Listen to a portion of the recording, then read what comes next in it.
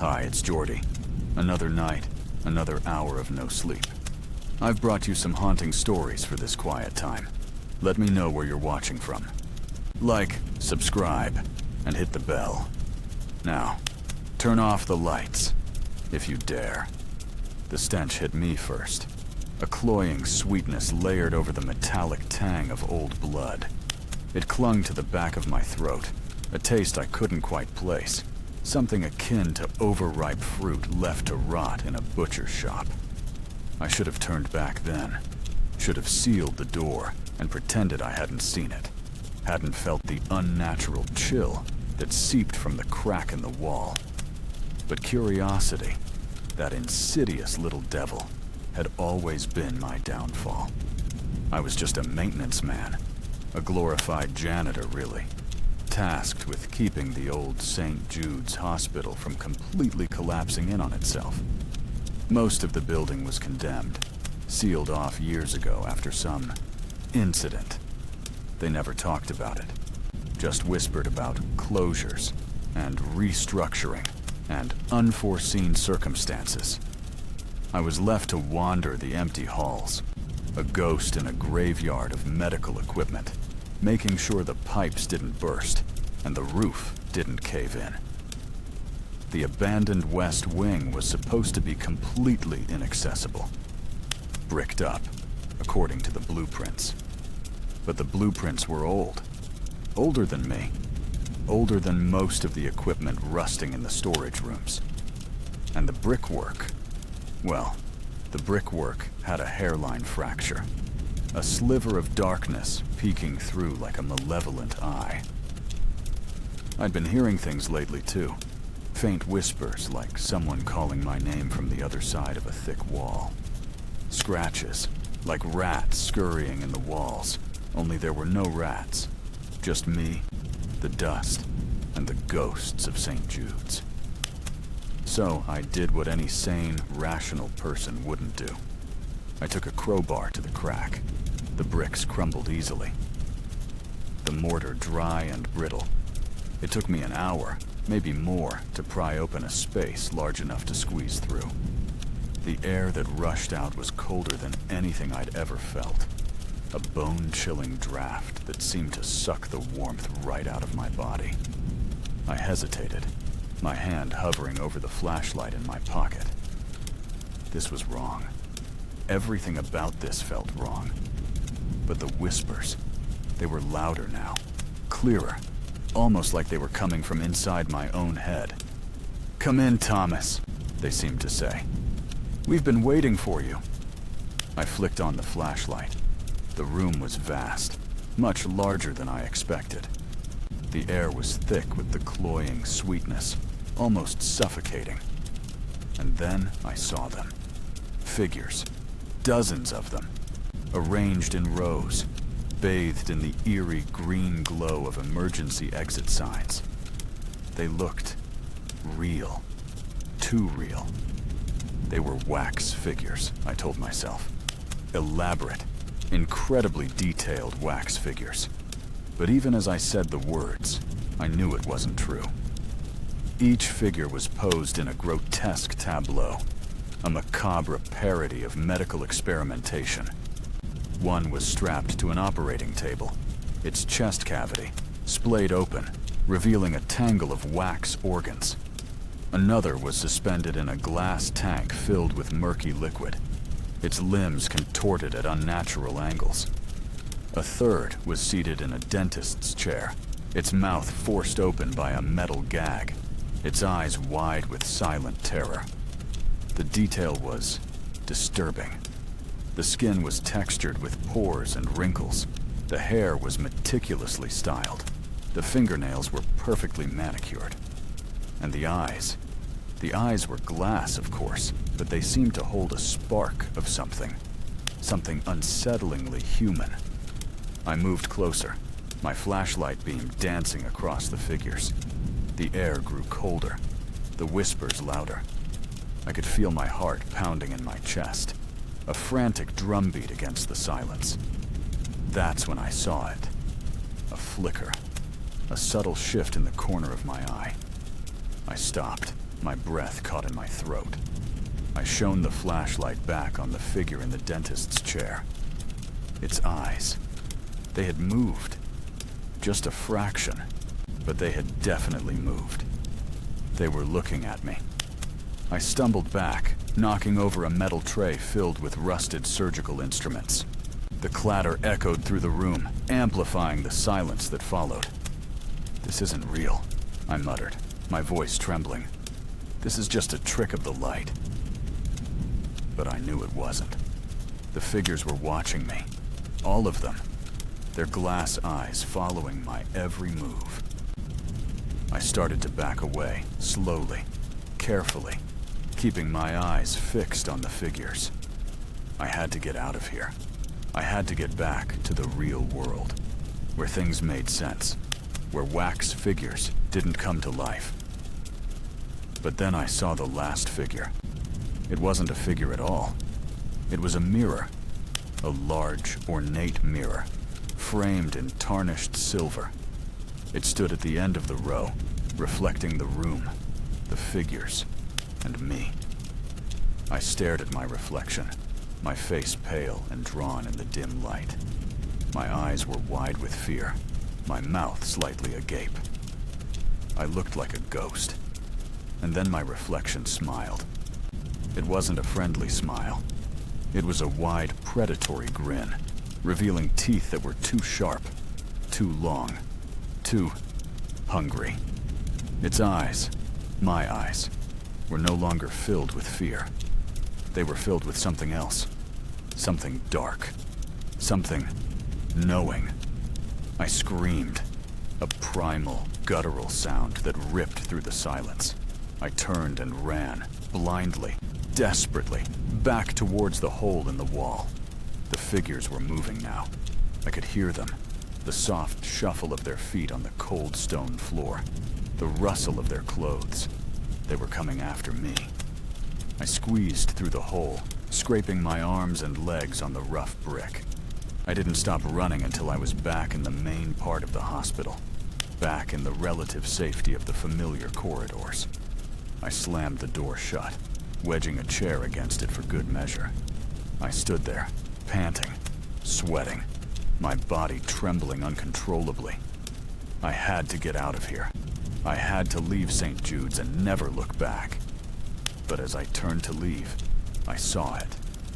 In the reflection of a dusty window, saw my own face. But it wasn't my face. It was the face from the mirror. The face with the sharp teeth and the hungry eyes. It smiled at me. I didn't sleep that night.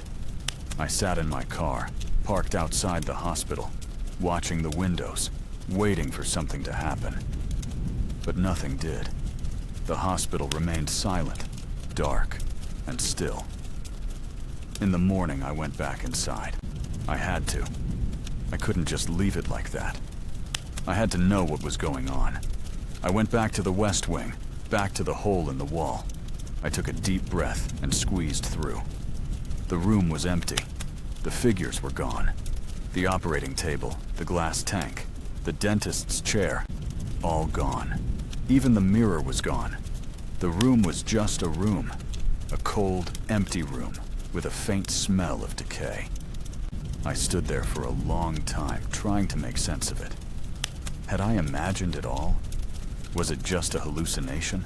A product of my overactive imagination and the oppressive atmosphere of St. Jude's? Maybe. But I couldn't shake the feeling that I was still being watched. That something was still there, lurking in the shadows, waiting for me to turn my back. I left the room, sealing the hole in the wall with fresh bricks and mortar. I didn't tell anyone what I had seen. They wouldn't have believed me anyway. But I knew. I knew that something was wrong. Something was deeply, fundamentally wrong with St. Jude's. I tried to forget about it, to put it out of my mind. But it was no use. The image of the smiling reflection was burned into my brain. And then the whispers started again. They were louder now, more insistent.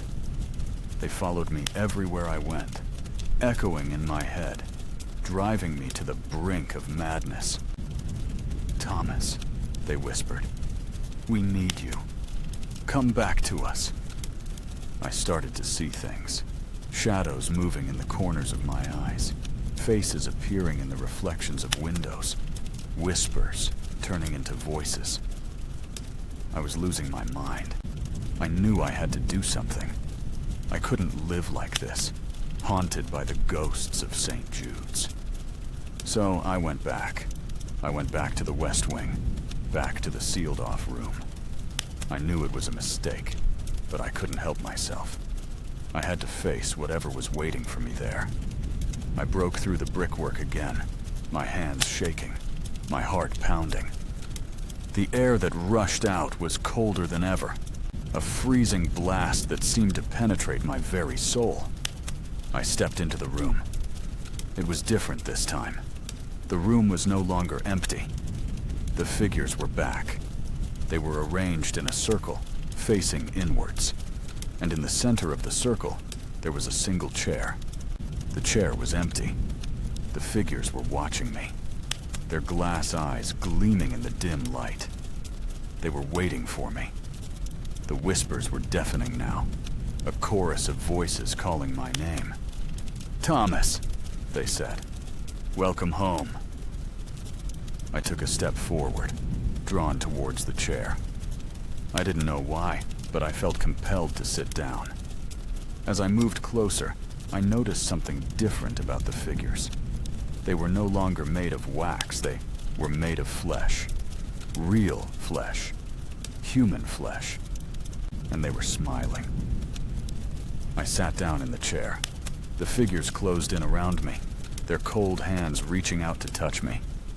I didn't resist. I couldn't resist. I was one of them now. I felt a sharp pain in my chest, a searing agony that ripped through my body. I looked down and saw a hand, my hand, plunging a scalpel into my own flesh. I screamed, but no sound came out. The figures were laughing. They were dissecting me, cutting me open, examining my organs, peeling back my skin. I was their experiment now. I closed my eyes, waiting for the end. But the end never came. I was trapped in a never-ending nightmare, a living hell of pain and suffering. I was one of the figures now, forever trapped in the abandoned West Wing of St. Jude's Hospital. And I was smiling. The last thing I saw, before the darkness consumed me completely, was my own reflection in a shard of broken glass. The reflection smiled back at me, its teeth too sharp, its eyes too hungry. And then it winked. The hospital stands silent now, a monument to forgotten horrors. The West Wing remains sealed, its secrets locked away behind brick and mortar. But sometimes, late at night, when the wind is howling and the shadows are deep, you can still hear the whispers.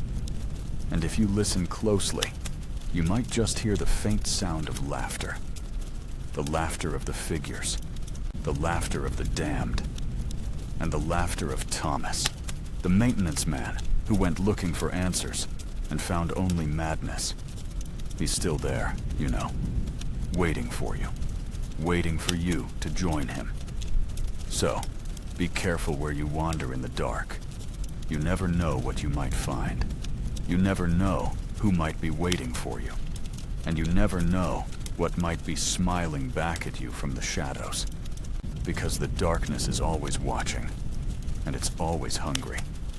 The air in St. Jude's grows colder with each passing year. The silence deeper, the shadows longer. The building itself seems to breathe, a slow, agonizing inhale and exhale of decay and despair. I can feel it, even from the outside, a palpable sense of dread that clings to the skin like a shroud. They say the hospital is cursed, that the land it stands on is tainted by some ancient evil. They say the patients who died there, their suffering amplified by the sterile environment, and the cold indifference of the medical establishment left behind a residue of pain that permeates the very walls. I don't know if I believe in curses or ancient evils, but I do believe in the power of place, the way a location can absorb and amplify human emotion, the way it can become a repository for trauma and suffering. And St. Jude's. St. Jude's is a place of profound suffering. I've tried to stay away, to forget what I saw, what I experienced in that abandoned West Wing. But it's no use. The memory is always there, lurking in the back of my mind. A dark and festering wound that refuses to heal. Sometimes, I dream about the figures. They stand in the darkness, their glass eyes gleaming, their smiles wide and predatory.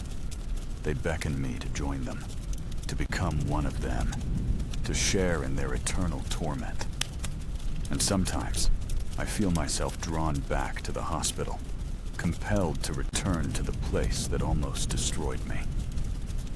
I stand outside the gates, staring at the decaying facade, and I can almost hear the whispers, calling my name, promising me answers, promising me something. I know it's a trap. I know that if I go back inside, I'll never escape.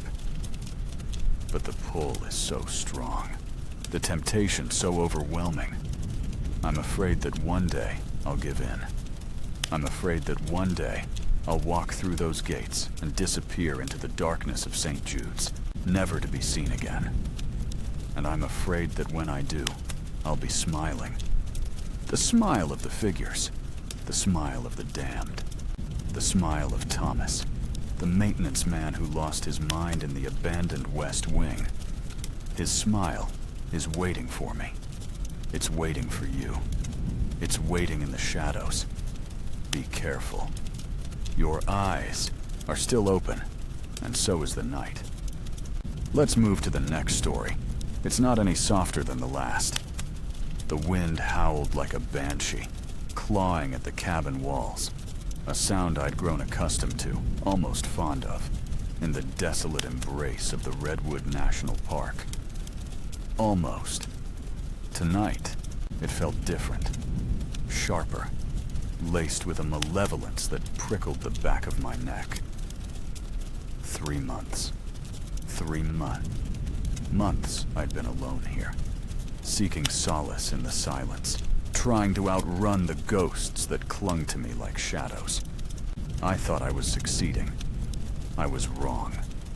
It started subtly. A misplaced book, a flickering candle flame when there wasn't a draft. The kind of things you dismiss, attribute to fatigue, to the mind playing tricks in the echoing emptiness. Then came the first note, slipped under the heavy oak door, a rectangle of coarse, yellowed paper. The ink was black, thick, almost viscous, the handwriting cramped and unsettlingly neat. You like to drink your tea on the porch at sunrise. Earl Grey, 1 sugar.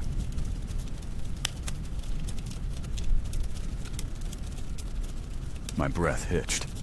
I hadn't told anyone about my routine. No one knew I even liked Earl Grey. I lived miles from the nearest town, the only access a treacherous, winding dirt road I hadn't seen another car on in weeks. I checked the windows, the doors, every creaking corner of the cabin. Locked, barred, secure. Yet the note remained, a cold, hard fact in my trembling hand. I told myself it was a prank, a hiker maybe, lost and playing a cruel game.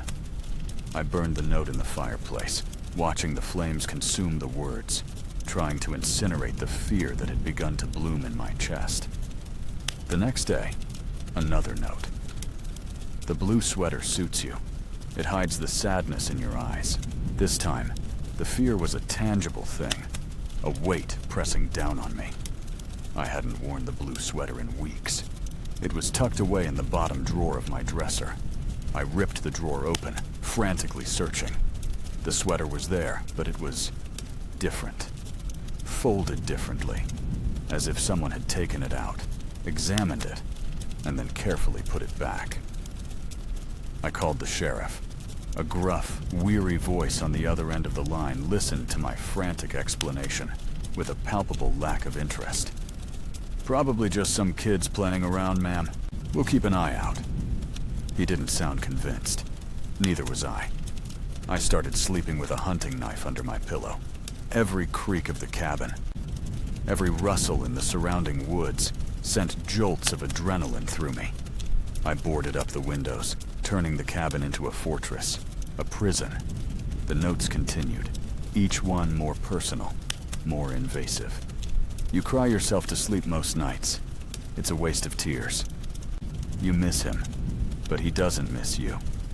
The scar on your left shoulder, a reminder of your weakness. They knew things they couldn't possibly know. Things I had buried deep. Secrets I had shared with no one. My past, my pain, my deepest insecurities were being laid bare, dissected by an unseen, malevolent observer. Paranoia became my constant companion. I saw faces in the shadows, heard whispers in the wind. I started talking to myself, arguing with the silence, trying to convince myself I wasn't losing my mind. I stopped going outside. The porch, once a sanctuary, now felt like a stage, a place where I was being watched, judged. The forest, once a source of peace, now seemed to bristle with unseen eyes. One night, I woke to a sound, a soft, rhythmic tapping. It was coming from the window. I froze, my heart hammering against my ribs. Slowly, cautiously, I crept towards the window, the hunting knife clutched in my trembling hand. I peered through a crack in the boarded-up wood. Nothing. Just the swirling darkness of the forest, the wind howling through the trees. I strained my ears, listening for any sign of movement. Silence. I was about to turn away when I saw it. A shadow, fleeting, indistinct, moving between the trees. It was gone in an instant, swallowed by the darkness. I stumbled back, my breath catching in my throat. I was no longer sure what was real and what was a figment of my increasingly fragile imagination. The next morning, the note was different. It wasn't slipped under the door. It was taped to the inside of the door, as if someone had been inside the cabin while I slept. The handwriting was the same, but the message was chillingly simple. "I'm already inside," I screamed. A raw, primal scream that echoed through the empty cabin, lost in the howling wind. I tore the note from the door, ripping it into shreds, desperate to destroy the words, to erase the reality they represented. I ran through the cabin, searching, frantic, looking for any sign of intrusion. Nothing. The doors were locked, the windows boarded up.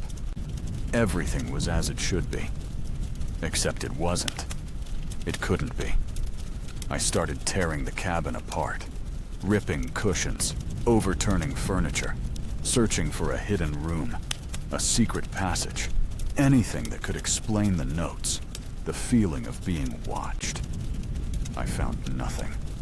Exhausted, defeated, I collapsed onto the floor, the hunting knife clattering from my hand. I stared up at the ceiling, my mind racing, trying to make sense of the impossible. How could someone be inside? Where were they hiding? Were they even real? Maybe it was all in my head. Maybe the isolation, the grief, the guilt had finally driven me mad. Maybe the notes were just a manifestation of my own fractured psyche. But then I saw it. A glint of metal, reflecting the faint moonlight that filtered through the boarded-up windows. It was coming from the attic. I hadn't been in the attic since I arrived. It was a dark, dusty space, filled with forgotten relics of the cabin's past. I had no reason to go up there, but now I had a reason. I found the attic access in the hallway ceiling, a small, square door secured with a rusty latch. I hesitated, my hand trembling as I reached for the latch. What was waiting for me up there? I took a deep breath and pulled the latch. The door creaked open, releasing a cloud of dust and the musty smell of decay. I grabbed a flashlight and shone it into the darkness. The attic was small, cramped, filled with cobwebs and forgotten furniture. An old rocking chair sat in the corner, its paint peeling and cracked. A stack of dusty boxes lined one wall. I stepped into the attic, the floorboards groaning beneath my weight. The air was thick and heavy, making it difficult to breathe. I swept the flashlight beam across the room, searching for any sign of... what? A person? A hiding place? I found nothing. Just as I was about to give up, to convince myself that I was indeed losing my mind, I saw it. A small, wooden box, tucked away in the corner, behind the rocking chair. I knelt down and pulled the box out. It was old, intricately carved, the wood worn smooth with age. I opened the box. Inside, I found a stack of letters. Yellowed, brittle, the handwriting familiar. I picked up the top letter and began to read. It was addressed to me. The handwriting was the same as the notes. The words were the same too. Personal, invasive, disturbing. But these letters were different. They were dated, years ago. Before I even came to the cabin, I flipped through the letters, my heart pounding in my chest. They spanned years, detailing my life, my thoughts, my fears. They knew everything about me. How was this possible? Then I saw it. A photograph, tucked away at the bottom of the box.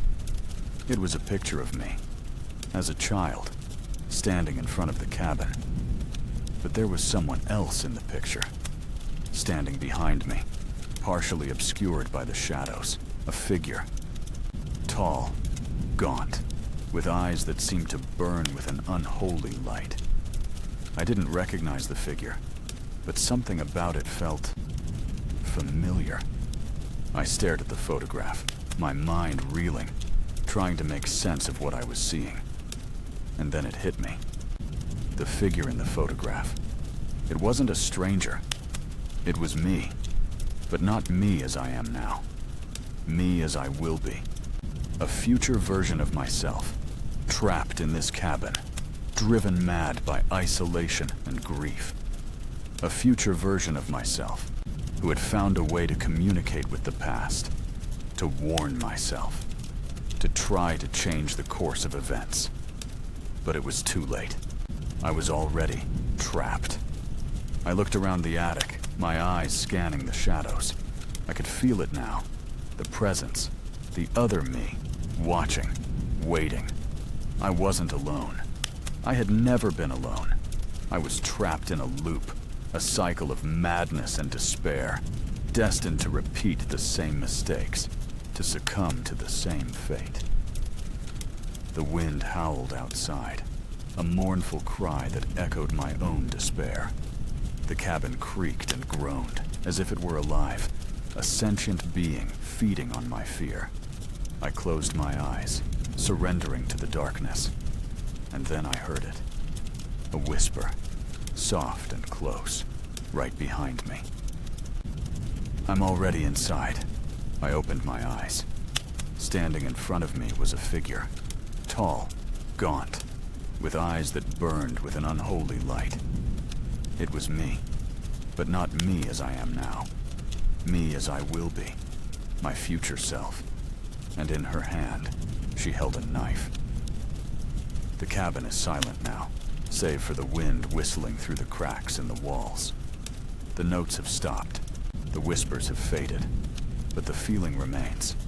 The feeling of being watched, of being trapped, of being utterly, irrevocably alone. I am still here, waiting, knowing that one day the cycle will begin again, and that I will be the one writing the notes. I am already inside. You're still here? Then you're ready. The next story is waiting in the dark. Let's begin. The air in the Blackwood forest hung thick and heavy, a suffocating blanket woven from damp earth and decaying leaves. It clung to my skin, a clammy reminder of the isolation that had swallowed us whole. We'd been fools, of course, lured by the promise of a weekend escape, a digital detox in the heart of nowhere. Now, nowhere felt like it was staring back. It started subtly, a rustle in the undergrowth that sounded too deliberate, a fleeting glimpse of movement at the edge of the firelight. We dismissed it as deer, squirrels, the usual woodland inhabitants, but the feeling persisted, a prickling unease that settled deep in my bones. I tried to shake it off, to laugh along with Liam's boisterous jokes and Maya's sarcastic wit, but the laughter felt hollow, a fragile shield against the encroaching darkness. Then we found the circle. It was hidden deep within a copse of ancient oaks, a clearing choked with moss and shadowed by gnarled branches that clawed at the sky. 12 stones, each taller than a man, stood sentinel, their surfaces slick with moisture and etched with symbols I couldn't decipher. They radiated an unsettling energy, a palpable hum that vibrated in my teeth. Even now, I can't explain what possessed us. Maybe it was the isolation, the boredom, the youthful arrogance that whispered we were immune to the ancient powers that lurked in the forgotten corners of the world. Liam, ever the showman, suggested a mock ritual. A bit of harmless fun, he called it. We linked hands, forming a circle within the circle. Liam chanted gibberish, a nonsensical string of syllables he'd probably picked up from some B-movie horror flick. Maya giggled. Sarah rolled her eyes, and I felt a shiver crawl down my spine, a cold premonition that this was more than just a game. The air grew colder. The wind picked up, swirling around us in a frenzy, whipping our hair across our faces. The trees groaned, their branches thrashing like tormented limbs. And then, for a fleeting moment, the stones seemed to glow, a faint, ethereal luminescence that pulsed with an unholy light. It was over as quickly as it began. The wind died down, the trees stilled, and the stones returned to their silent vigil. We stood there, breathless and shaken, the laughter gone from our faces. Liam, ever the optimist, declared it a success, a truly spooky experience. But I saw the flicker of fear in his eyes, the same fear that was gnawing at my insides. That night, the nightmares began. I dreamt of the circle, of the stones pulsating with that unholy light. I dreamt of shadows moving in the periphery, of whispers that slithered into my ears, promising pain and oblivion. I woke up screaming, my heart pounding, the taste of fear bitter on my tongue. The others were affected too. Sarah, who had always been the most rational of us, became withdrawn and jumpy, constantly scanning the woods with wide, haunted eyes. Maya, usually so vibrant and outgoing, grew quiet and listless, her laughter replaced by a nervous tremor. Even Liam, the self-proclaimed fearless leader, seemed subdued, his bravado replaced by a haunted silence. We tried to leave. We packed our gear, loaded the car, and started down the winding dirt road that led back to civilization. But the road seemed to stretch on forever, the trees blurring into an endless, oppressive green. We drove for hours, but the same landmarks kept appearing, the same gnarled trees, the same moss-covered rocks. We were trapped. That's when the real terror began. It started with the sounds, whispers in the darkness, just beyond the reach of the firelight. Footsteps crunching on the leaves, always behind us, always just out of sight. We'd huddle together, our nerves stretched taut, listening to the forest breathe, waiting for the inevitable. Then came the visions. Fleeting glimpses of figures moving among the trees, their faces obscured by shadow. Shapes that shifted and writhed, defying the laws of nature. We tried to rationalize them, to explain them away as tricks of the light, as products of our sleep-deprived minds. But the visions grew more vivid, more terrifying, until we could no longer deny their reality. It was preying on our fears. Sarah had always been terrified of spiders. One morning she woke up screaming, her face covered in welts that looked like spider bites. They weren't real, of course. There were no spiders. But the welts were there, burning and itching, driving her to the brink of madness. Maya had a deep-seated fear of being alone. She started seeing figures in the shadows, figures that resembled her deceased parents, beckoning her to join them. They whispered her name, their voices filled with a mournful longing that chipped away at her sanity. Liam, who prided himself on his strength and courage, was haunted by visions of his own mortality.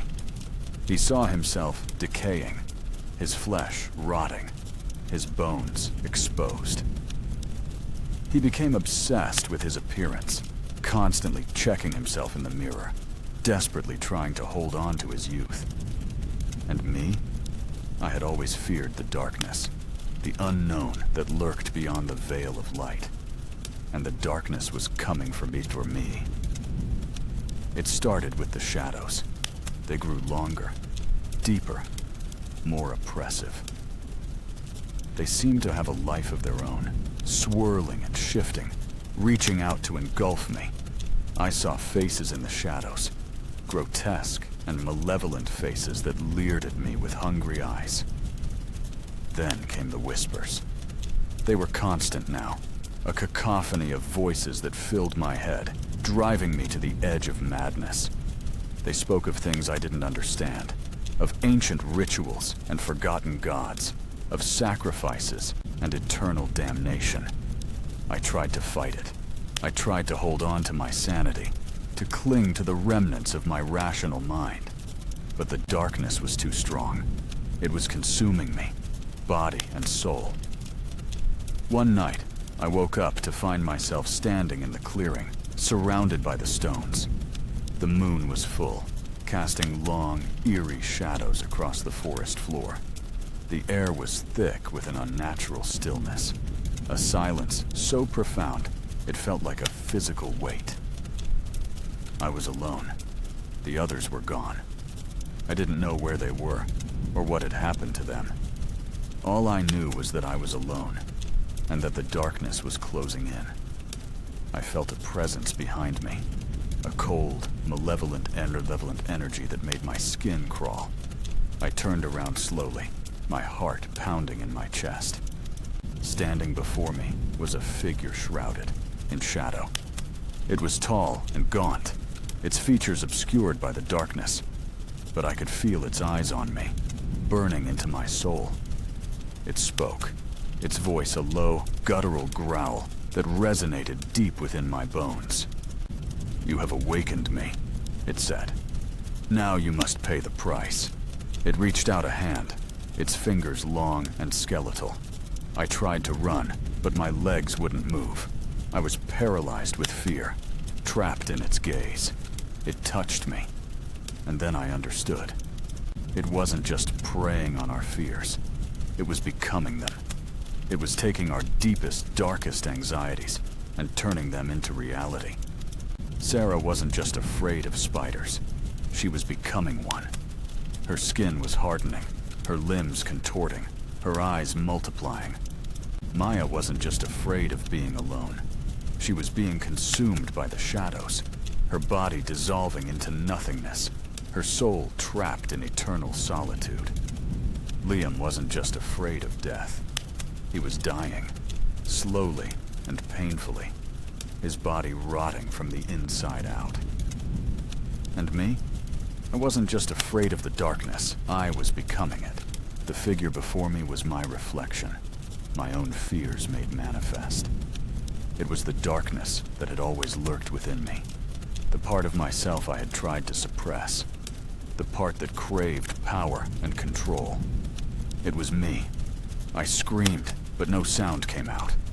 I tried to fight, but my body wouldn't obey. I was trapped, a prisoner in my own mind, forced to watch as the darkness consumed me.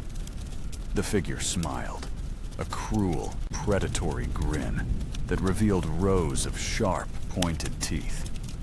"Welcome home," it said. And then everything went black. I don't know how long I was unconscious.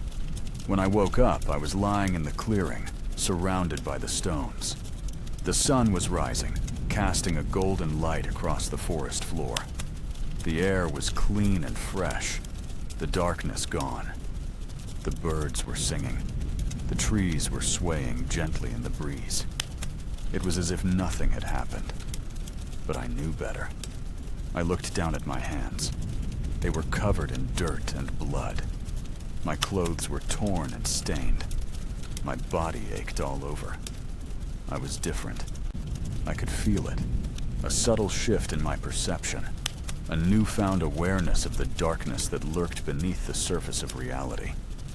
I was no longer afraid of the darkness. I was a part of it. I stood up and walked towards the edge of the clearing. I looked back at the stones, their surfaces gleaming in the morning light. They were waiting. I smiled. I knew what I had to do. I had to find others. Others who were lost. Others who were afraid. Others who were vulnerable. I had to bring them to the circle. I had to awaken the darkness within them. I had to make them like me. I turned and walked into the woods, my heart filled with a cold, unholy joy. The Blackwood Forest had claimed me, and now I would claim it. The car was still there, parked on the side of the dirt road. I got in and started the engine. As I drove away, I glanced in the rearview mirror. The clearing was empty, but I knew it was watching me. I could feel its presence, a cold, malevolent energy that followed me wherever I went. I was never alone, and I never would be again. The road stretched out before me, long and winding, leading me back to civilization. But I wasn't going back to civilization. I was bringing the darkness with me. And soon, the whole world would know its name. The sun beat down on the cracked asphalt, the heat shimmering in the air. I drove on, my eyes fixed on the horizon, my mind filled with dark and terrible thoughts. I was a monster now, but I didn't care. I was free, and I was finally home. The feeling of being watched never left me, even as I left the Blackwood Forest behind. It clung to me like a second skin, a constant reminder of what I had become. I could feel it in the pit of my stomach, a cold, gnawing emptiness that nothing could fill. I stopped at a gas station on the outskirts of a small town. The fluorescent lights buzzed overhead, casting a harsh, sterile glow on the rows of candy bars and soda cans. The cashier, a bored-looking teenager with acne and dyed black hair, barely glanced at me as I paid for a bottle of water. I drank the water in long, desperate gulps, trying to wash away the taste of fear and madness. But it was no use.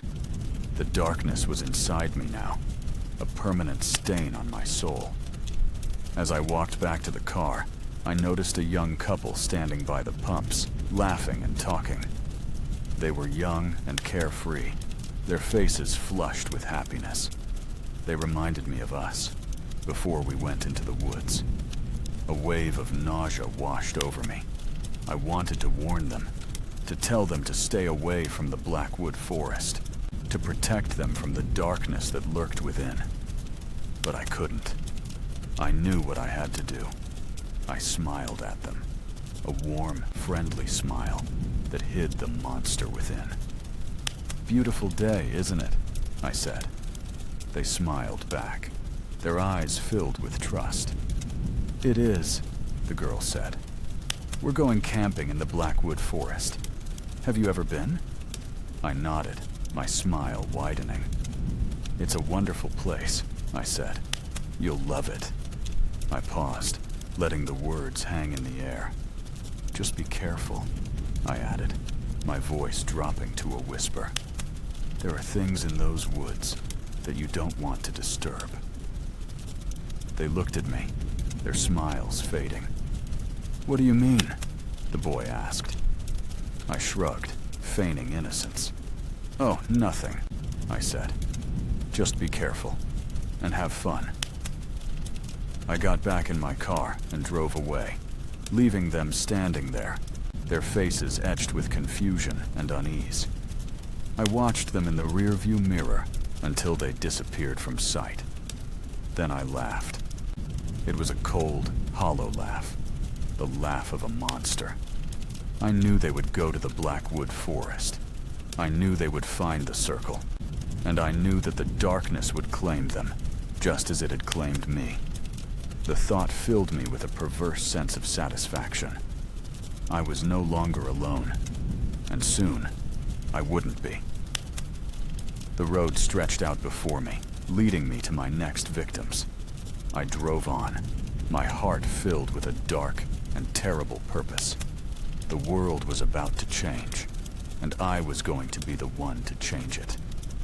The sun began to set, casting long, ominous shadows across the landscape.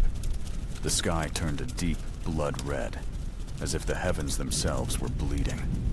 I pulled into a motel on the outskirts of another small town. The neon sign flickered erratically, casting a sickly green glow on the dilapidated building. The motel was deserted. The parking lot was empty. The windows were dark, and the air was thick with an unsettling silence. I checked in at the front desk. The clerk, an old man with a vacant stare and a nicotine-stained mustache, barely acknowledged my presence.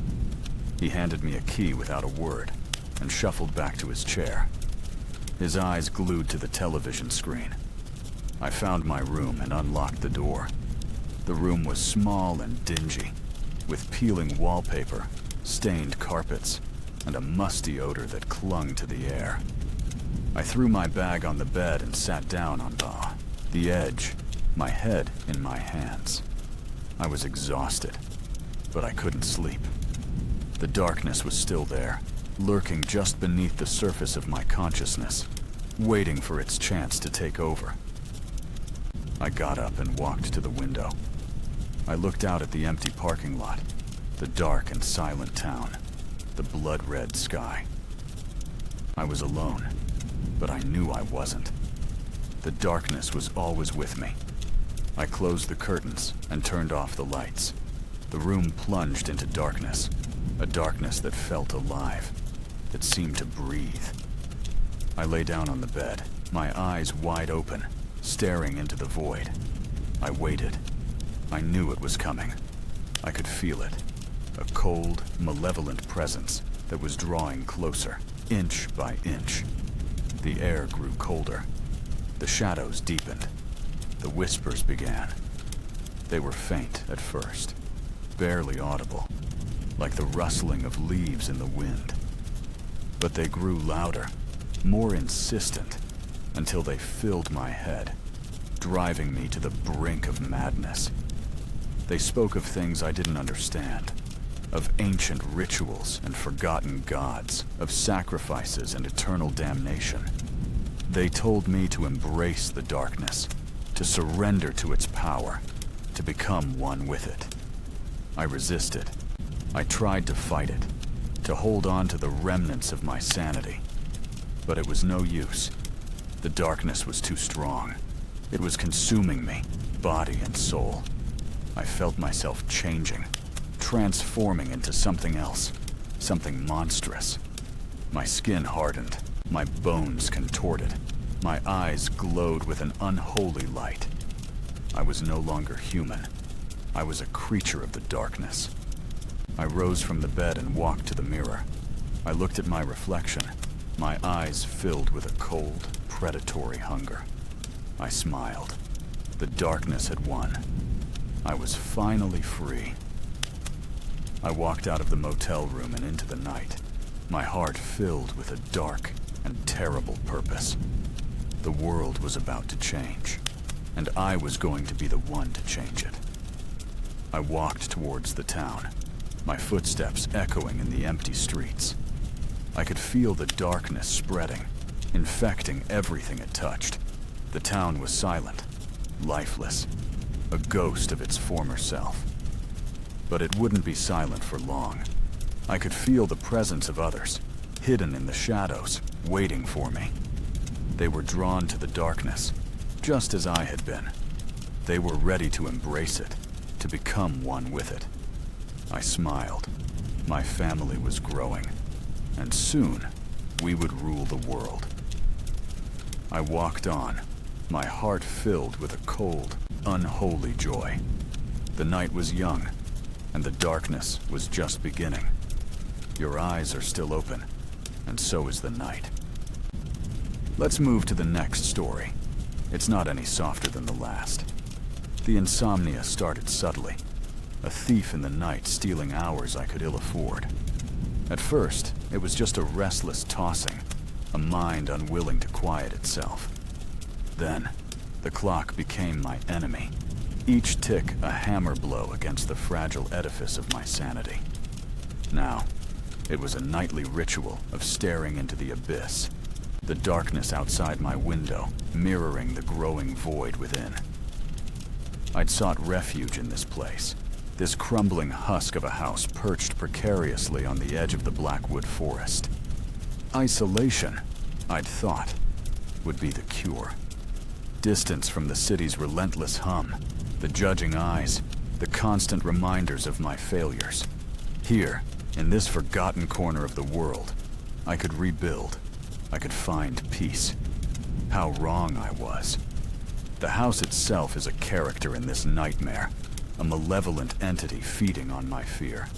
Its bones creak and groan in the wind, a symphony of decay. The wallpaper peels like sunburnt skin, revealing glimpses of a past I don't want to know.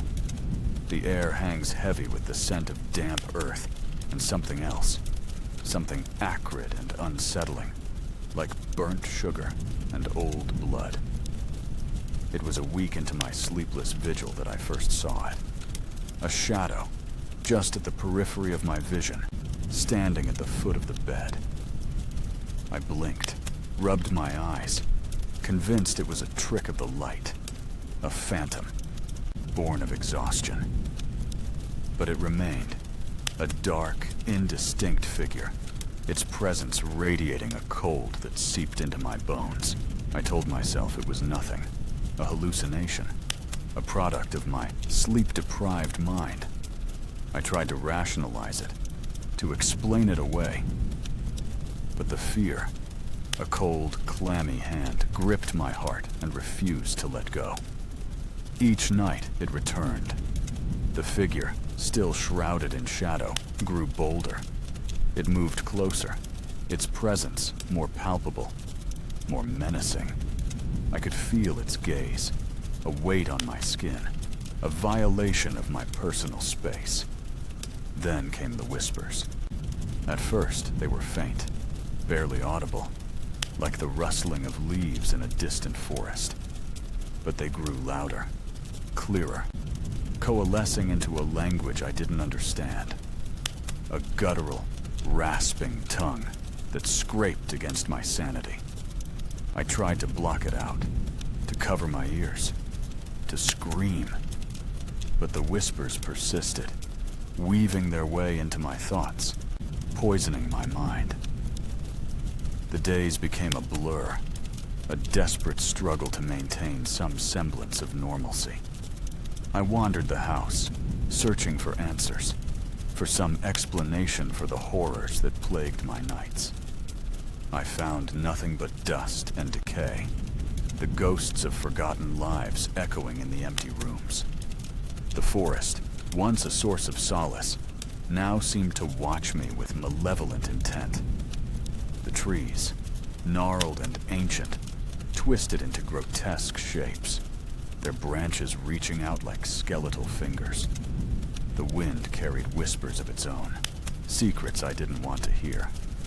My reflection in the cracked mirror became a stranger, a gaunt, hollow-eyed specter haunted by the shadows within.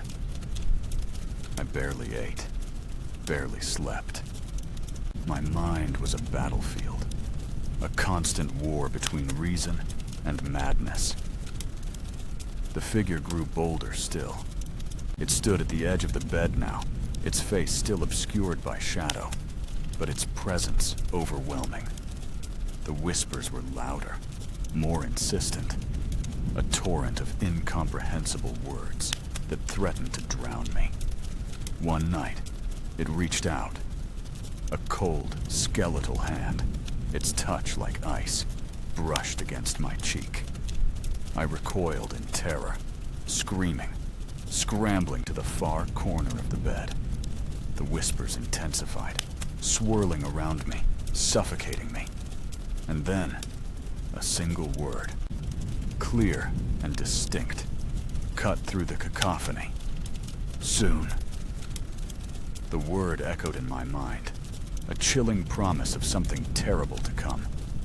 I began to research, poring over ancient texts, forgotten lore, anything that might shed light on the figure, on the whispers, on the madness that was consuming me. I found fragments, whispers of ancient rituals, of entities that dwelled in the shadows, of souls consumed by darkness.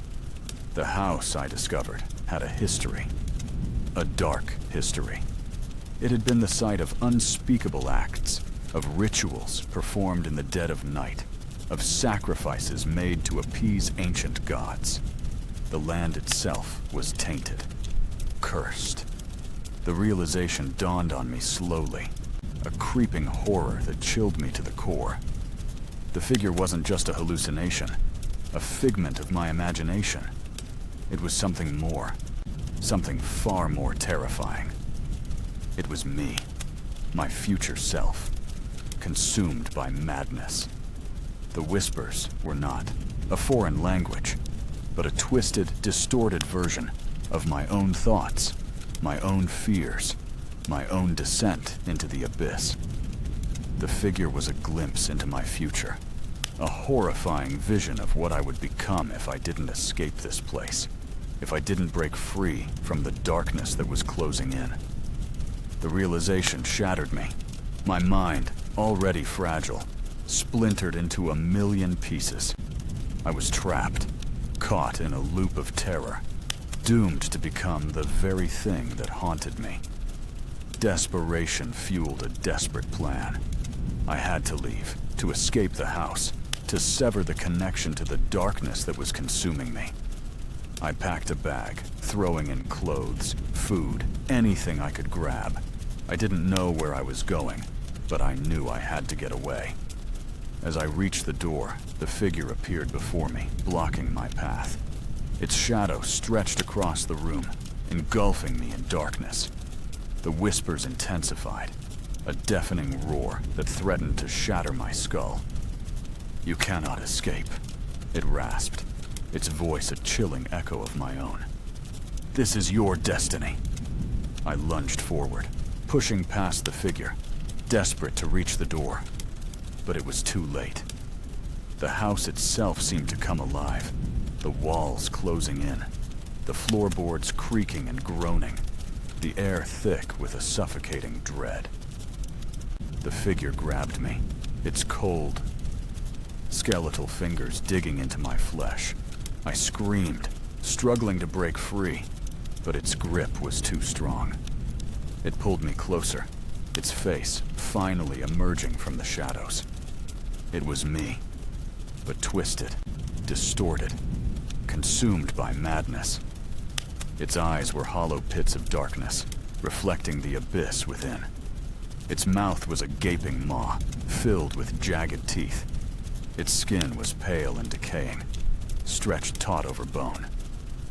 "Join me," it whispered, its breath cold and foul against my ear. "Embrace the darkness." I fought with every ounce of strength I possessed, but it was no use. The figure was too strong, too powerful. It dragged me back into the house, back into the darkness. I woke up screaming. The house was silent, the only sound the frantic beating of my heart. I was in my bed, the sheets soaked with sweat.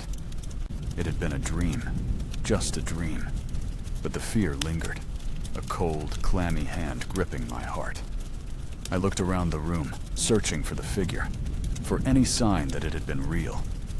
Nothing, just the shadows, the creaking of the house, the whispers of the wind. I got out of bed, my legs trembling. I had to get out of here, to leave this place behind. I packed my bag again, my hands shaking. As I reached the door, I saw it. A shadow, just at the periphery of my vision, standing at the foot of the bed. I froze, my blood turning to ice. The figure moved closer, its presence more palpable, more menacing. The whispers began, faint at first, then growing louder, clearer, coalescing into a language I didn't understand. But then, a single word, clear and distinct, cut through the cacophony. Soon, I turned to run, but it was too late. The figure was upon me, its cold, skeletal hand reaching out. I screamed, but no sound came out. The darkness closed in, engulfing me. I woke up screaming. The house was silent, the only sound the frantic beating of my heart. I was in my bed, the sheets soaked with sweat. It had been a dream, just a dream. But the fear lingered, a cold, clammy hand gripping my heart. I looked around the room, searching for the figure, for any sign that it had been real. Nothing, just the shadows, the creaking of the house, the whispers of the wind. I got out of bed, my legs trembling. I had to get out of here, to leave this place behind. I packed my bag again, my hands shaking. As I reached the door, I saw it. A shadow, just at the periphery of my vision, standing at the foot of the bed. I froze, my blood turning to ice. The figure moved closer, its presence more palpable, more menacing. The whispers began, faint at first, then growing louder, clearer, coalescing into a language I didn't understand. But then, a single word, clear and distinct, cut through the cacophony. Soon, I looked down at my hands. They were pale, skeletal, the skin stretched taut over bone. I looked in the mirror. My eyes were hollow pits of darkness, reflecting the abyss within. My mouth was a gaping maw, filled with jagged teeth. I was the figure. I was the madness. I was the darkness. And there was no escape. The house was silent, save for the gentle creaking of the floorboards and the soft whisper of the wind. I stood at the foot of the bed, watching myself sleep. I knew what was coming. I knew the terror that awaited him. He would wake up screaming, just as I had. He would try to escape, just as I had. But he would fail, because this was his destiny. This was my destiny. And the cycle would continue, forever. I reached out my hand, my cold, skeletal fingers brushing against his cheek. He stirred in his sleep, a flicker of fear in his eyes. "Soon," I whispered, my voice a chilling echo of his own. He would understand soon enough. He would become Vitboy, and then he would stand where I stood now, watching the next victim. waiting for the cycle to begin again. The house would claim another soul. The darkness would spread, and the whispers would never cease. I am still here, trapped, waiting. I see him now, the new arrival. He thinks he can escape the city, escape his past. He thinks he can find peace here. He is wrong. So terribly wrong. I watch him unpack, a flicker of hope in his eyes. I know that hope will soon be extinguished. I know the darkness that awaits him. Tonight, the insomnia will begin. Tonight, he will see me. Tonight, the whispers will start. And soon, he will understand. He will become me. And the cycle will continue. Forever. The house waits. The forest watches. And I am patient. I have all the time in the world. After all, time has no meaning here. Only darkness. Only madness. Only the endless, echoing whispers. He is settling in now. He is trying to make this place his own. He is a fool. This place owns him. It owns us all. I can feel his fear growing. He senses something is wrong. He hears the creaks and groans of the house. He sees the shadows dancing in the corners of his eyes. He is starting to understand. The first night is always the hardest. The insomnia is a cruel mistress. She teases and torments, keeping you awake with your own thoughts, your own fears. He is tossing and turning now. He is staring at the ceiling. He is listening to the silence. He is ready. I step out of the shadows. He sees me. He gasps. The cycle begins. He will fight. He will resist. But it is futile. He is already mine. He just doesn't know it yet. Soon. He will know soon. The whispers begin. Faint at first, but they will grow louder. They will consume him. He will try to rationalize it. He will try to explain it away. But he will fail. The truth is too terrible to bear. He is not alone. He is never alone. I am always here, waiting, watching, whispering. He is starting to crack. I can see it in his eyes. The fear is taking hold. He is losing his grip on reality. He is becoming me. The transformation is slow, but inevitable. He will fight it, but he will lose. The darkness is too strong. The house is too powerful. And I am too patient. I have waited for centuries. I can wait a little longer. He is almost ready. Soon, he will embrace the darkness. Soon, he will join me. Soon, we will be one. And then, we will wait for the next one. The cycle will never end. The house will never be silent. The whispers will never cease. This is our prison. This is our destiny. And there is no escape. Another story gone, but no sleep yet. Maybe this next one will be the reason you can't close your eyes at all. The static clung to the air, thick and suffocating, like a shroud woven from dust and despair. It crackled from the old radio in the corner, a constant, maddening hum that mirrored the buzzing in my skull. Outside, the wind howled, a banshee wail that rattled the warped window panes of the Blackwood Sanatorium. I hadn't seen another living soul in... I'd lost track. Days? Weeks? Time had become a viscous, meaningless fluid, swirling around me in this decaying tomb. I came here seeking solace, a retreat from the digital nightmare that had consumed the world. Ethereum, the game was called. A sprawling, immersive virtual reality. A second life more vibrant and alluring than the first. Millions flocked to it, escaping their mundane realities for a world of endless possibilities. I was one of them. I was good at Ethereum. I was a legend. Then the whispers started. At first, they were subtle, almost subliminal.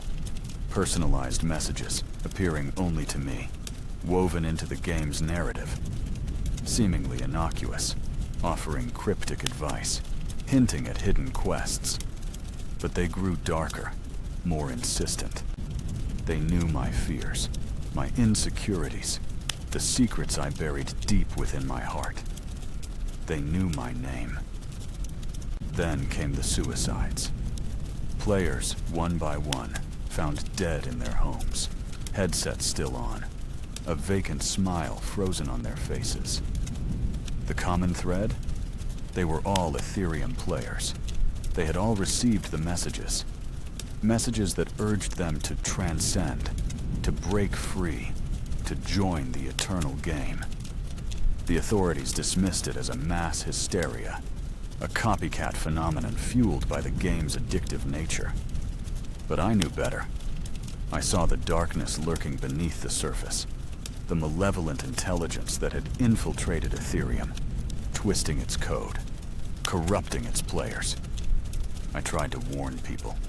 I posted on forums, sent messages to the developers, even contacted the police. But I was dismissed as a conspiracy theorist, a paranoid gamer lost in his own delusions. So I ran. I ran as far as I could, to the most isolated place I could find. Blackwood Sanatorium, abandoned for decades, its history steeped in madness and despair. A place where the veil between worlds felt thin, where the echoes of suffering still lingered in the air. I thought I could hide here, escape the digital tendrils that were reaching for me. I was wrong. The feeling started subtly, a prickling on the back of my neck, the sensation of being watched. I dismissed it as paranoia, the product of sleepless nights and too much coffee. But it grew stronger, more persistent. I would catch glimpses of movement in the periphery, shadows dancing in the corners of my eyes. The house itself seemed to be alive, breathing, groaning under the weight of its own decay. The floorboards creaked and groaned beneath my feet, even when I stood still. The wind howled through the broken windows, carrying whispers that sounded like my name. Last night, I found a message scrawled on the wall in what looked like dried blood. "We know you're here, David. My name." They knew my name. I tried to convince myself it was a prank, a hallucination brought on by sleep deprivation and fear. But deep down, I knew the truth. They were here. They had followed me. I barricaded myself in the main office, the only room with a solid door. I piled furniture against it, anything to slow them down. The radio was my only companion, its static a constant reminder of the outside world, a world that was no longer safe. I haven't slept in days. Every creak, every groan, every whisper sends a jolt of adrenaline through my veins. I keep the lights on, but the shadows still dance, mocking me with their fleeting forms. I tried to log back into Ethereum to see if I could find any answers, any way to fight back. But the game was gone. The servers were down. It was as if it had never existed. Or perhaps it had simply moved on. The static on the radio is getting louder. It's almost deafening now, a high-pitched whine that drills into my skull. I can feel it vibrating in my bones, resonating with the fear that consumes me. I think I can hear voices in the static, faint, distorted whispers, calling my name. They're getting closer. I looked out the window. The moon is full, casting long, distorted shadows across the overgrown lawn. And I saw it. A figure standing in the darkness, just beyond the edge of the trees. Tall, gaunt, its face obscured by shadow. But I knew who it was. It was me. But not me. A twisted, corrupted version of myself. A digital doppelganger brought to life. Its eyes glowed with an unnatural light, and a smile stretched across its face. A smile that promised oblivion. It raised its hand, beckoning me to come outside. I stumbled back from the window, my heart pounding in my chest. This couldn't be real. It had to be a dream, a nightmare. But the figure was still there, its smile widening, its eyes burning into my soul. The whispers in the radio intensified, coalescing into a single, clear voice. Come home, David. Join us. Transcend. I covered my ears, trying to block out the voice, but it was inside my head now, echoing in my thoughts. I looked around the room, my eyes darting from shadow to shadow. The walls seemed to be closing in, the air growing thick and heavy. I was trapped. I grabbed the radio, intending to smash it, to silence the voice. But as I raised it above my head, I saw something reflected in its polished surface. Behind me, standing in the doorway, was the figure from the window. It had somehow gotten inside, silently, invisibly. It was even taller up close, its presence radiating a cold, malevolent energy. I turned to face it, my body trembling with fear. It reached out its hand, its fingers long and skeletal. It's time, David, it whispered, its voice a chilling echo of my own. I wanted to scream, to run, to fight, but I was paralyzed by fear, unable to move, unable to speak. It took a step closer, its smile widening, revealing rows of sharp, needle-like teeth. Don't be afraid, it said. This is just the beginning. And then, everything went black. I awoke to the sound of static. I was lying on the floor, the radio still clutched in my hand. The room was dark, the only light coming from the moon shining through the broken windows. I sat up, my head throbbing, my body aching. I looked around, expecting to see the figure, but it was gone. Had it all been a dream? A hallucination? I stood up, my legs shaky, and walked to the window. I looked out at the moonlit lawn, searching for any sign of the figure. But there was nothing. I let out a shaky breath, trying to calm my racing heart. Maybe it had been a dream. Maybe I was finally losing my mind. I turned away from the window and walked back to the center of the room. And that's when I saw it. Scrawled on the wall, in what looked like dried blood, was a single word. Welcome. I stared at the word, my blood running cold. It wasn't a dream. It was real. They were still here. And then, I heard the voice again. You're one of us now, David. I spun around, searching for the source of the voice, but there was no one there.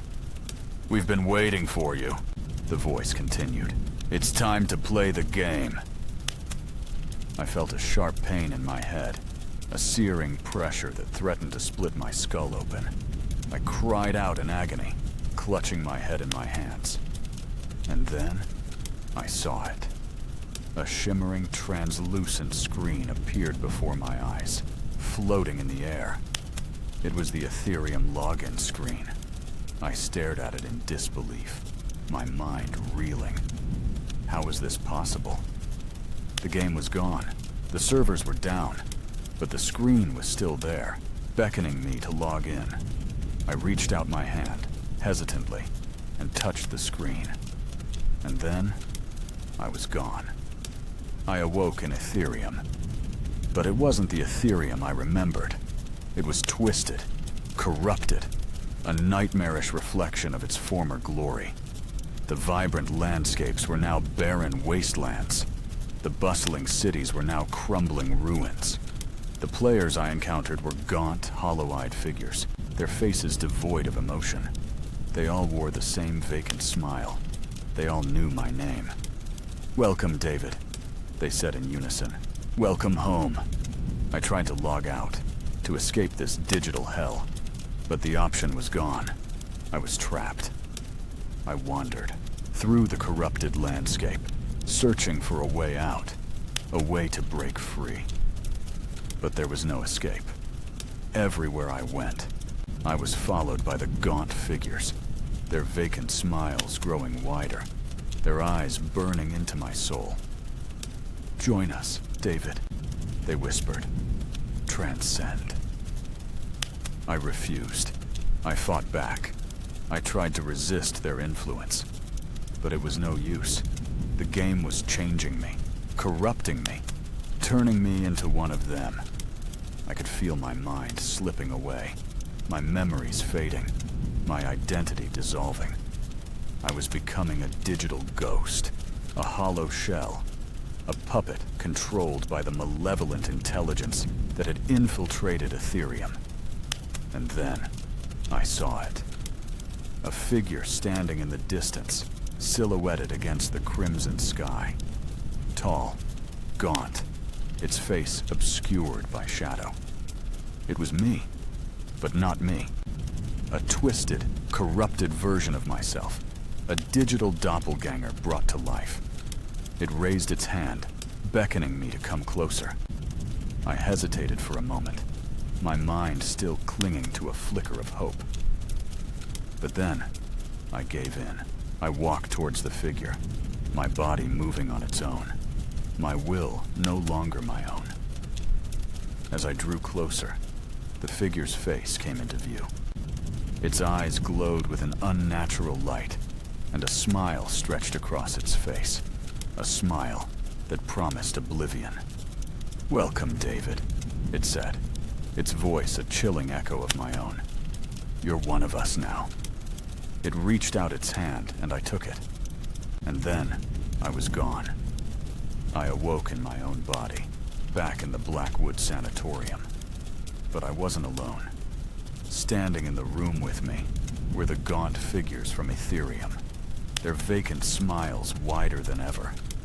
They reached out their hands, and I took them.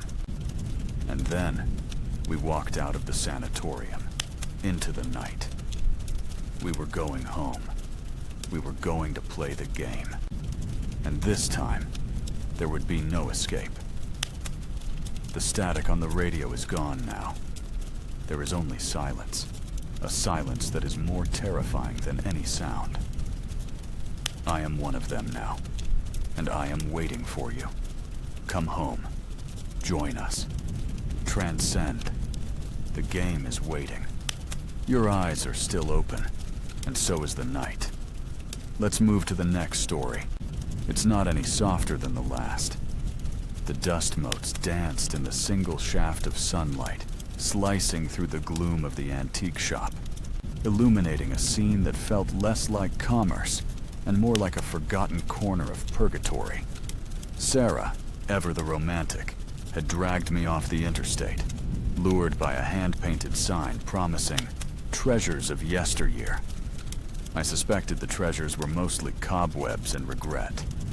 The air hung thick and heavy, smelling of mildew and something else. Something vaguely metallic, like old blood.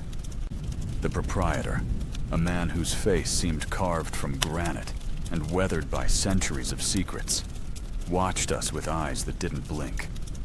He hadn't spoken a word, just gestured with a gnarled hand towards the labyrinthine aisles, crammed with forgotten relics.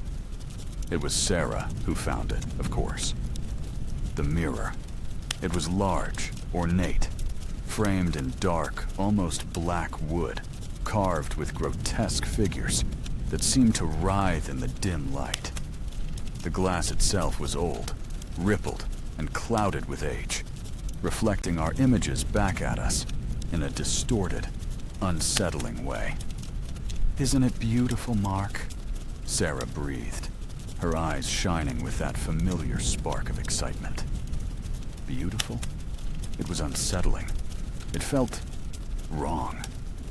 But Sarah was already lost in its reflection, lost in the dream of transforming our bland apartment into something more.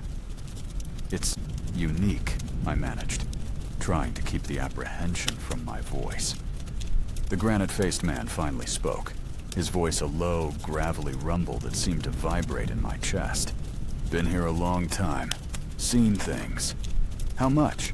Sarah asked, oblivious to my unease. He named a price that was surprisingly low, almost suspiciously so. I wanted to argue, to steer Sarah away, but she was already reaching for her purse. That night, the mirror hung in our bedroom, its dark presence dominating the space. I couldn't shake the feeling that it was watching us, that the grotesque figures carved into the frame were somehow alive, their eyes following our every move. Sarah, however, was thrilled. She spent hours admiring herself in its distorted reflection, lost in her own world of dreams and possibilities. The nightmare started a few nights later. I woke up gasping, my heart hammering against my ribs, drenched in a cold sweat. The room was dark, silent, but the image of the dream clung to me like a shroud. I had been trapped inside the mirror, the reflective surface cold and hard against my skin. The grotesque figures from the frame were there too, leering at me, their eyes filled with a malevolent hunger. They were reaching for me, their touch like ice, and I couldn't move, couldn't scream. I looked over at Sarah, sleeping peacefully beside me. I wanted to wake her, to tell her about the nightmare, but something held me back. I didn't want to burden her with my fear. The next morning, Sarah seemed different, distant. She was quiet, withdrawn, and when I asked her if she was okay, she just shrugged and said she was tired. That night, the nightmare returned. This time, it was worse. The figures were closer, their faces clearer, their expressions more terrifying. They seemed to know my deepest fears, my darkest secrets. They whispered them to me in voices that were both familiar and alien, voices that echoed in the depths of my mind. And then I saw Sarah. She was there, too, trapped beside me in the mirror's reflection. Her eyes were wide with terror, her face pale and drawn. She reached out to me, her hand trembling, but I couldn't reach her. We were separated by an invisible barrier, trapped in our own private hells. I woke up screaming. Sarah was sitting up in bed, her eyes wide and staring. She was trembling too, her face ashen. Did you have the dream?" she whispered, her voice barely audible. I nodded, unable to speak. "It was horrible," she said, tears streaming down her face. "They were there. Those things. They knew. They knew everything." We held each other, trembling, clinging to each other for comfort in the darkness. We were both terrified, both haunted by the same nightmare. The next day, we tried to ignore it. We tried to pretend that it was just a bad dream, a coincidence. But the fear lingered, a cold knot in the pit of my stomach. We avoided the mirror, averting our eyes whenever we passed it. But it was always there, a dark presence in the corner of the room, watching us, waiting. That night, the nightmares returned with a vengeance. This time, we were not just trapped in the mirror, we were being hunted. The figures were chasing us through a twisted, distorted landscape that seemed to be made of our own fears and anxieties. We ran and ran, but there was no escape. They were always just behind us, their laughter echoing in our ears, their shadows stretching out to engulf us. We woke up screaming, our bodies bruised and battered, as if we had actually been running, actually been fighting for our lives.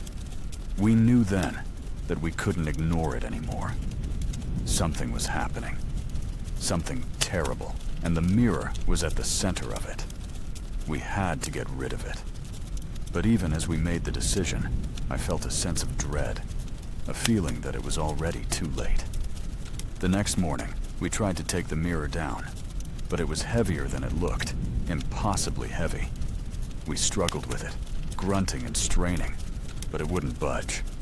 It was as if it was anchored to the wall, as if it was part of the house itself. And then, as we were struggling, I saw something in the reflection. It was us, but not us. Our faces were distorted, twisted into grotesque masks of fear and pain. Our eyes were wide and vacant, filled with a bottomless despair. And behind us, in the reflection, I saw the figures. They were closer now, their faces clearer, their expressions more malevolent. They were reaching out to us, their hands dripping with a viscous black fluid. We screamed and stumbled back, away from the mirror, away from the reflection. The mirror fell to the floor with a deafening crash, shattering into 1,000,000 pieces. For a moment, there was silence. And then, the figures were there. They were no longer confined to the reflection. They were standing in our bedroom, in our world, their eyes fixed on us with a hunger that was beyond comprehension. We tried to run, but it was no use. They were too fast, too strong. They grabbed us, their touch like ice, and dragged us back towards the shattered remains of the mirror. I remember screaming, begging for them to stop, but they didn't listen. They just laughed, their voices echoing in my mind, their laughter filled with a terrible, ancient malice. And then, everything went black. I woke up in the antique shop.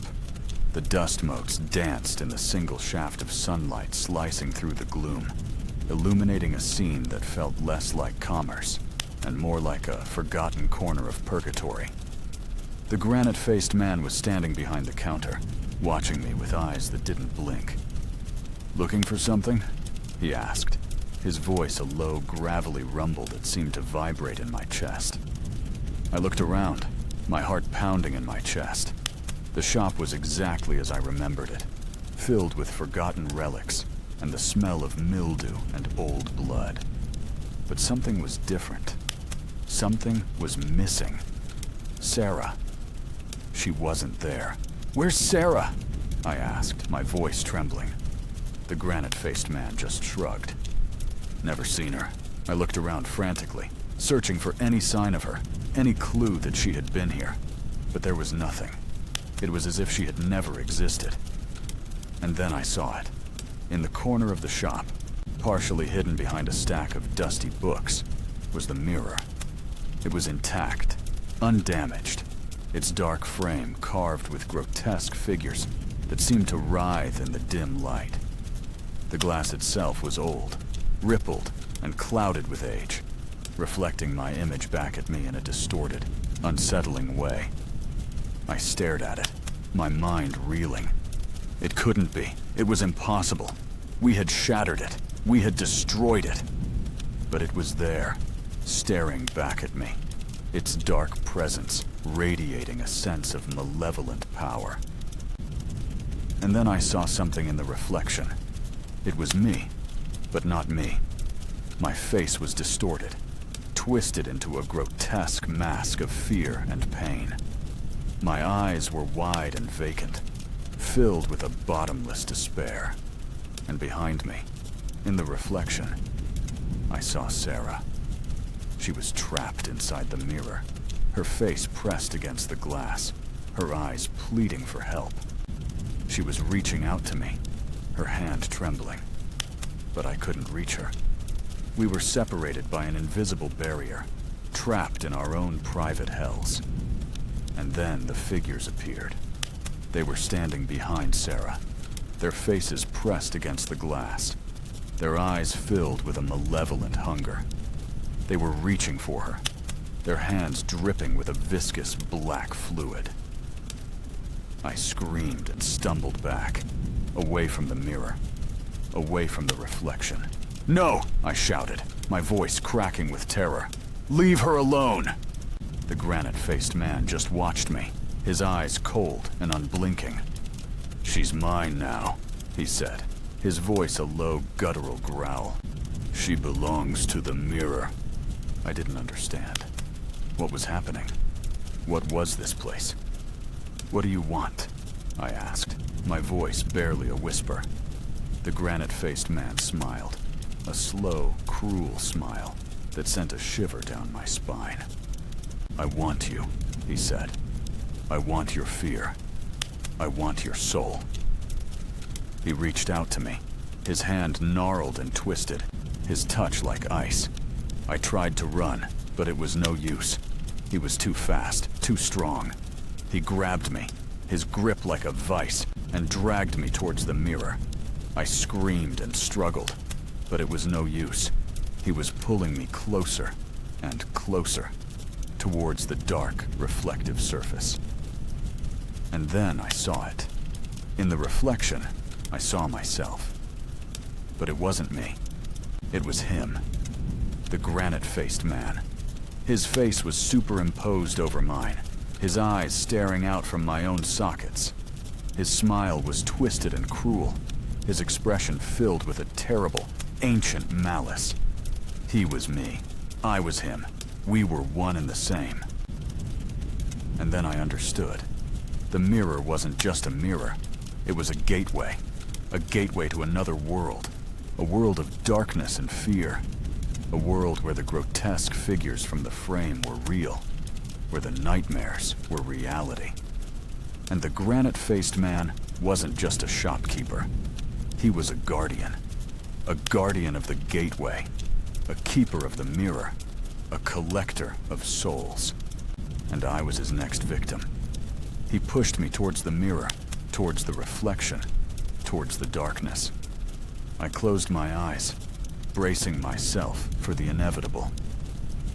And then I woke up. I was lying in bed, in our apartment, the sun streaming through the window. Sarah was beside me, sleeping peacefully. I sat up, my heart pounding in my chest. I looked around, my eyes darting from object to object, trying to make sense of what had happened. It was all a dream. It had to be. But the fear lingered, a cold knot in the pit of my stomach. I looked over at Sarah, sleeping peacefully beside me. I wanted to wake her, to tell her about the nightmare, but something held me back. I didn't want to burden her with my fear. I got out of bed and walked to the bathroom. I looked in the mirror at my own reflection. My face was pale and drawn, my eyes wide and haunted. But something was different. Something was missing. The mirror, it wasn't there. We had taken it down. We had gotten rid of it. But then, where was it? I walked back into the bedroom and looked around. I searched under the bed, in the closet, behind the curtains, but it was nowhere to be found. And then I saw it. In the corner of the room, partially hidden behind a stack of books, was the mirror. It was intact, undamaged, its dark frame carved with grotesque figures that seemed to writhe in the dim light. The glass itself was old, rippled, and clouded with age, reflecting my image back at me in a distorted, unsettling way. Stared at it, my mind reeling. It couldn't be. It was impossible. We had gotten rid of it. But it was there, staring back at me, its dark presence radiating a sense of malevolent power. And then I saw something in the reflection. It was me, but not me. My face was distorted, twisted into a grotesque mask of fear and pain. My eyes were wide and vacant, filled with a bottomless despair.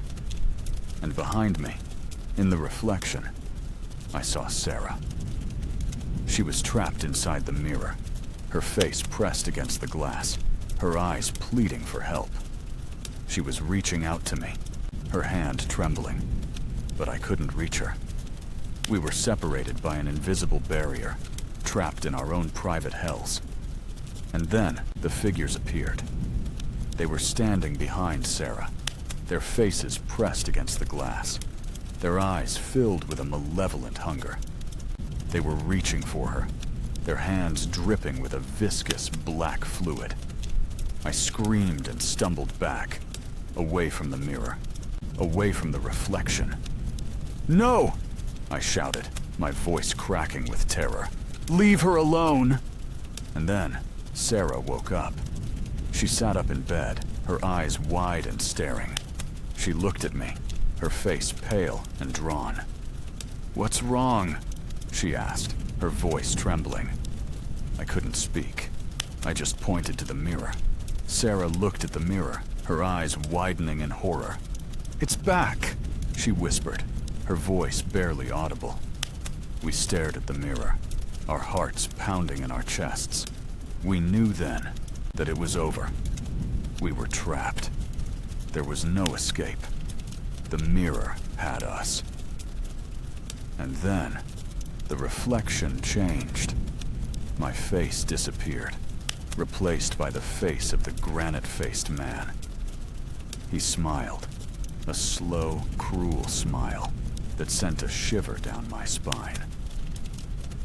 "Welcome home," he said, his voice echoing in my mind.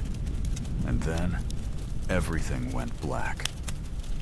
I am writing this from within the mirror.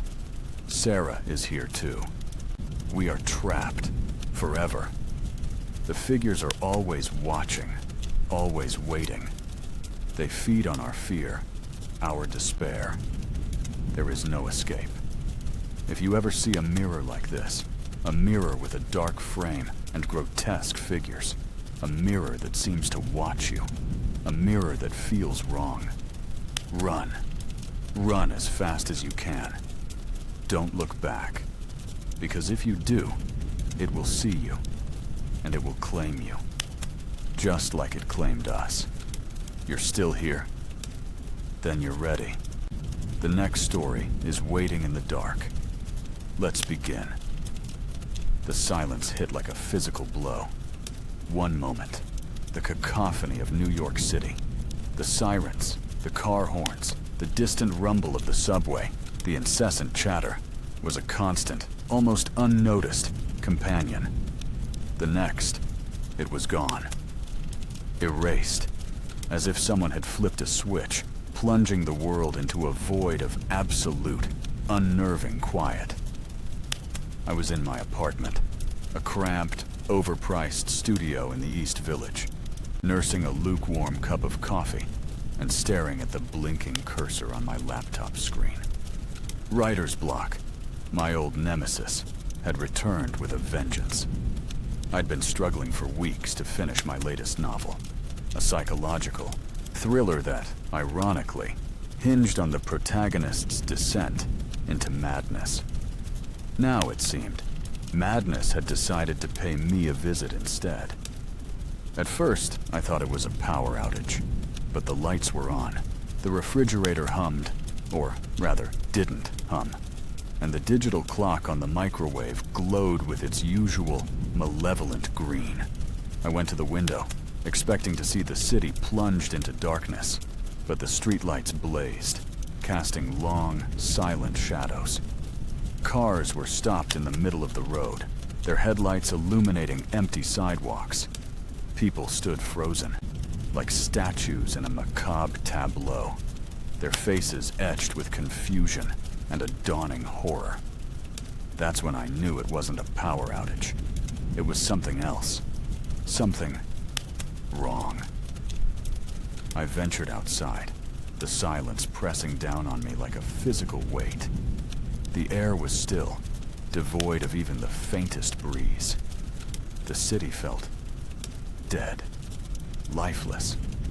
The only movement came from the occasional person, stumbling around in a daze, their mouths moving, but no sound emerging. Panic began to set in. I tried to speak, to shout, to scream, but nothing came out. My vocal cords vibrated, my lungs strained. but the air remained stubbornly, terrifyingly silent. I was trapped in a soundproof bubble, a prisoner in my own body. Days bled into weeks. The initial chaos subsided, replaced by a grim, resigned acceptance. People learned to communicate through gestures, through writing on scraps of paper, through the desperate language of the eyes. We were all deaf, all mute, all alone in the silence. But we weren't alone. It started subtly. A feeling of being watched.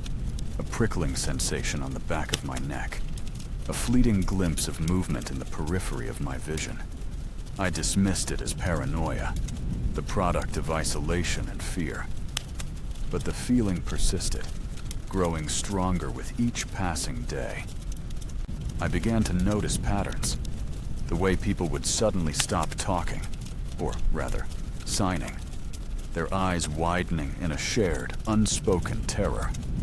The way they would turn their heads, as if listening for something that wasn't there. The way they would huddle together, seeking comfort in numbers, their faces pale and drawn. Then came the whispers. Not audible whispers, of course. Not in the traditional sense, but whispers nonetheless. Thoughts that weren't my own, creeping into my mind like tendrils of ice. Voices that spoke in the language of pure dread, weaving tales of unimaginable horror. It's listening. It wants to hear you. It hungers for your voice. I tried to ignore them, to block them out, but they were relentless, insidious, burrowing deeper and deeper into my consciousness. I started to question my sanity. Was I going mad? Was the silence driving me insane? I found myself drawn to the abandoned library, a hulking Gothic structure that had always intimidated me. Now, it seemed like the only place where I could find some semblance of peace, some refuge from the whispers. The library was eerily silent, the air thick with the scent of dust and decay. The shelves were lined with books, their spines cracked and faded, their pages filled with forgotten stories. I wandered through the aisles, running my fingers along the spines, searching for something, anything, to distract me from the growing terror. That's when I found it. A small, leather-bound book, tucked away in a dark corner. Its cover was blank, its pages yellowed and brittle. I opened it, my heart pounding in my chest. The first page was blank. The second page was blank. The third page wasn't. A single word was written in elegant, spidery script. Listen. A chill ran down my spine. I flipped to the next page. It's closer than you think. My hands began to tremble. I flipped to the next page. It knows what you're thinking. I slammed the book shut, my breath coming in ragged gasps. I had to get out of there. I had to escape the whispers, the feeling of being watched, the growing sense of dread. But it was too late. As I turned to leave, I saw it. A shadow, lurking in the corner of the room. A tall, gaunt figure, its features obscured by the darkness. It didn't move, didn't speak, but I knew it was there. I could feel its presence, its malevolent gaze fixed on me. The whispers intensified, swirling around me like a vortex of madness. It's here. It's waiting. It wants your voice. I tried to scream, but no sound came out. I tried to run, but my legs were frozen in place. I was trapped, paralyzed by fear. The shadow began to move, slowly, deliberately, gliding across the floor towards me. I could feel its breath on my neck, cold and clammy. Speak, the whispers urged. Speak, and it will be over. But I couldn't. I couldn't bring myself to break the silence. I knew that if I did, it would be the end. It would take my voice, my soul, everything that made me who I was. The shadow reached me, its icy fingers brushing against my cheek. I closed my eyes, bracing myself for the inevitable. Then, I heard it. A voice. Not a whisper, not a thought, but a real, audible voice. My voice. "Hello?"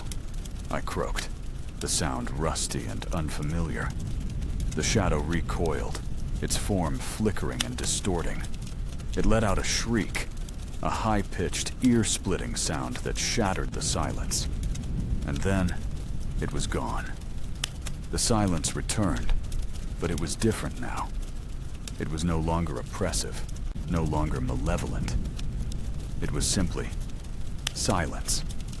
I stood there, trembling, my heart pounding in my chest. I had spoken. I had broken the silence. And in doing so, I had banished the shadow. But the whispers remained. It will be back. It always comes back. It will never stop listening.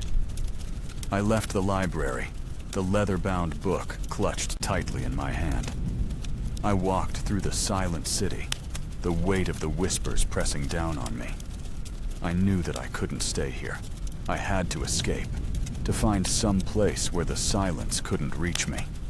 I packed a bag, filled with food, water, and the leather-bound book.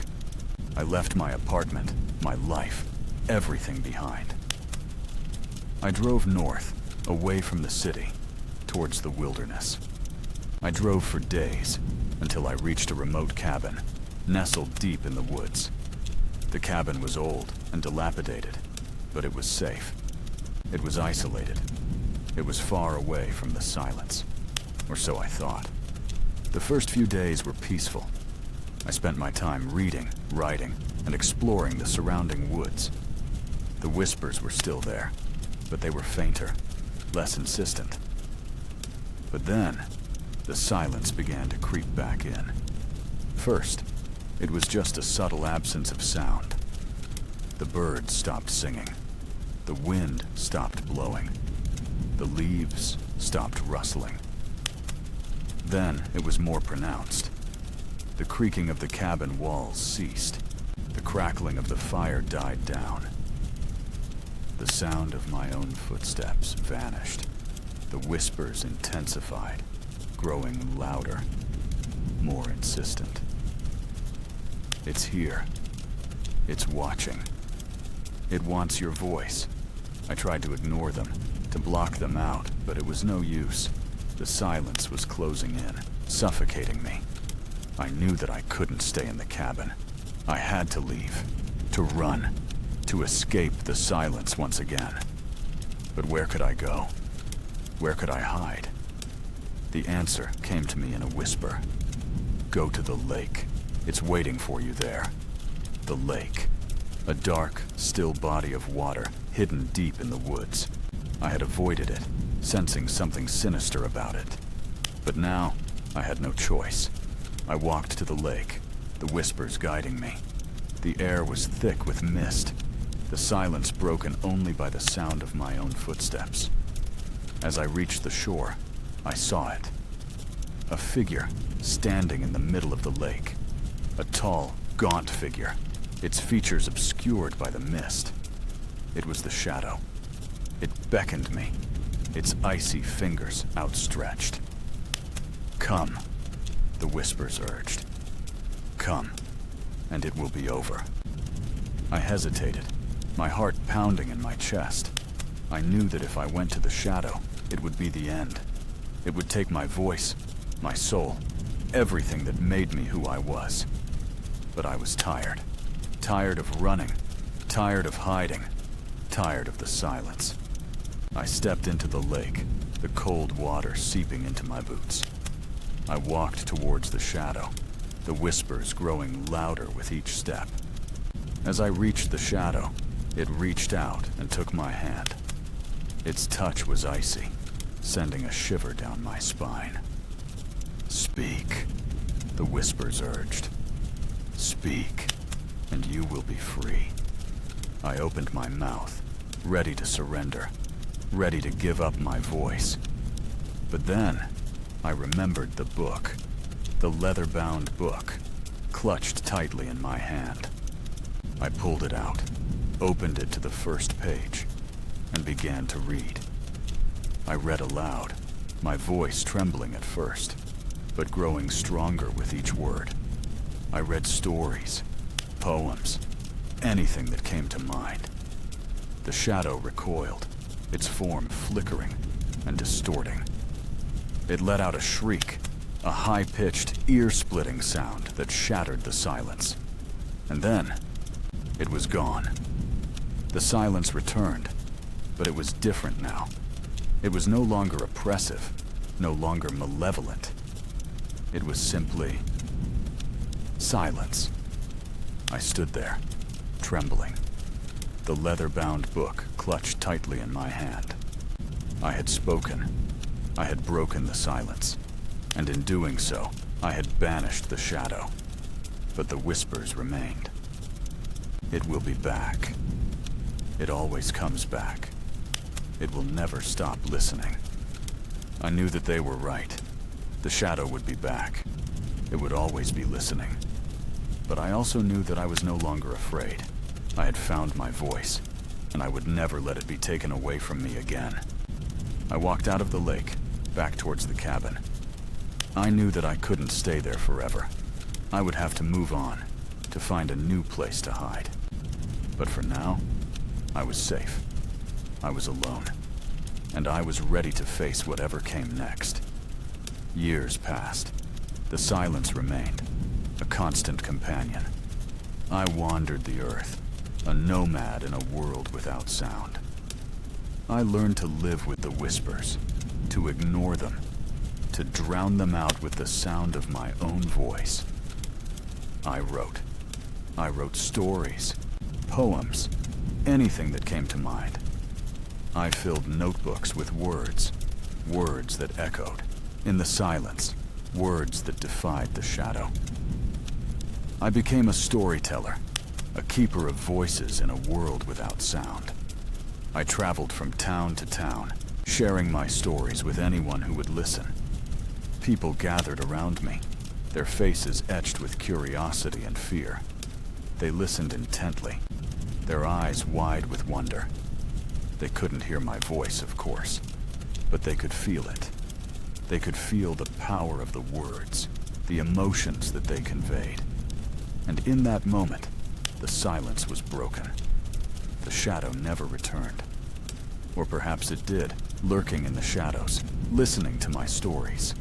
But I no longer cared. I had found my purpose. I had found my voice, and I would never let it be taken away from me again. One day, I stumbled upon a small, abandoned town. The buildings were crumbling. The streets were deserted. The silence was deafening. But there was something about this town that drew me in. Something familiar. Something resonant. I wandered through the streets, my footsteps echoing in the silence. I came to a small, dilapidated building. A library. I hesitated, my heart pounding in my chest. I remembered the library in New York City. The shadow. The whispers. But I couldn't resist. I pushed open the door and stepped inside. The library was eerily silent, the air thick with the scent of dust and decay. The shelves were lined with books, their spines cracked and faded, their pages filled with forgotten stories. I wandered through the aisles, running my fingers along the spines, searching for something, anything, to distract me from the growing terror. That's when I saw it. A small, leather-bound book, tucked away in a dark corner.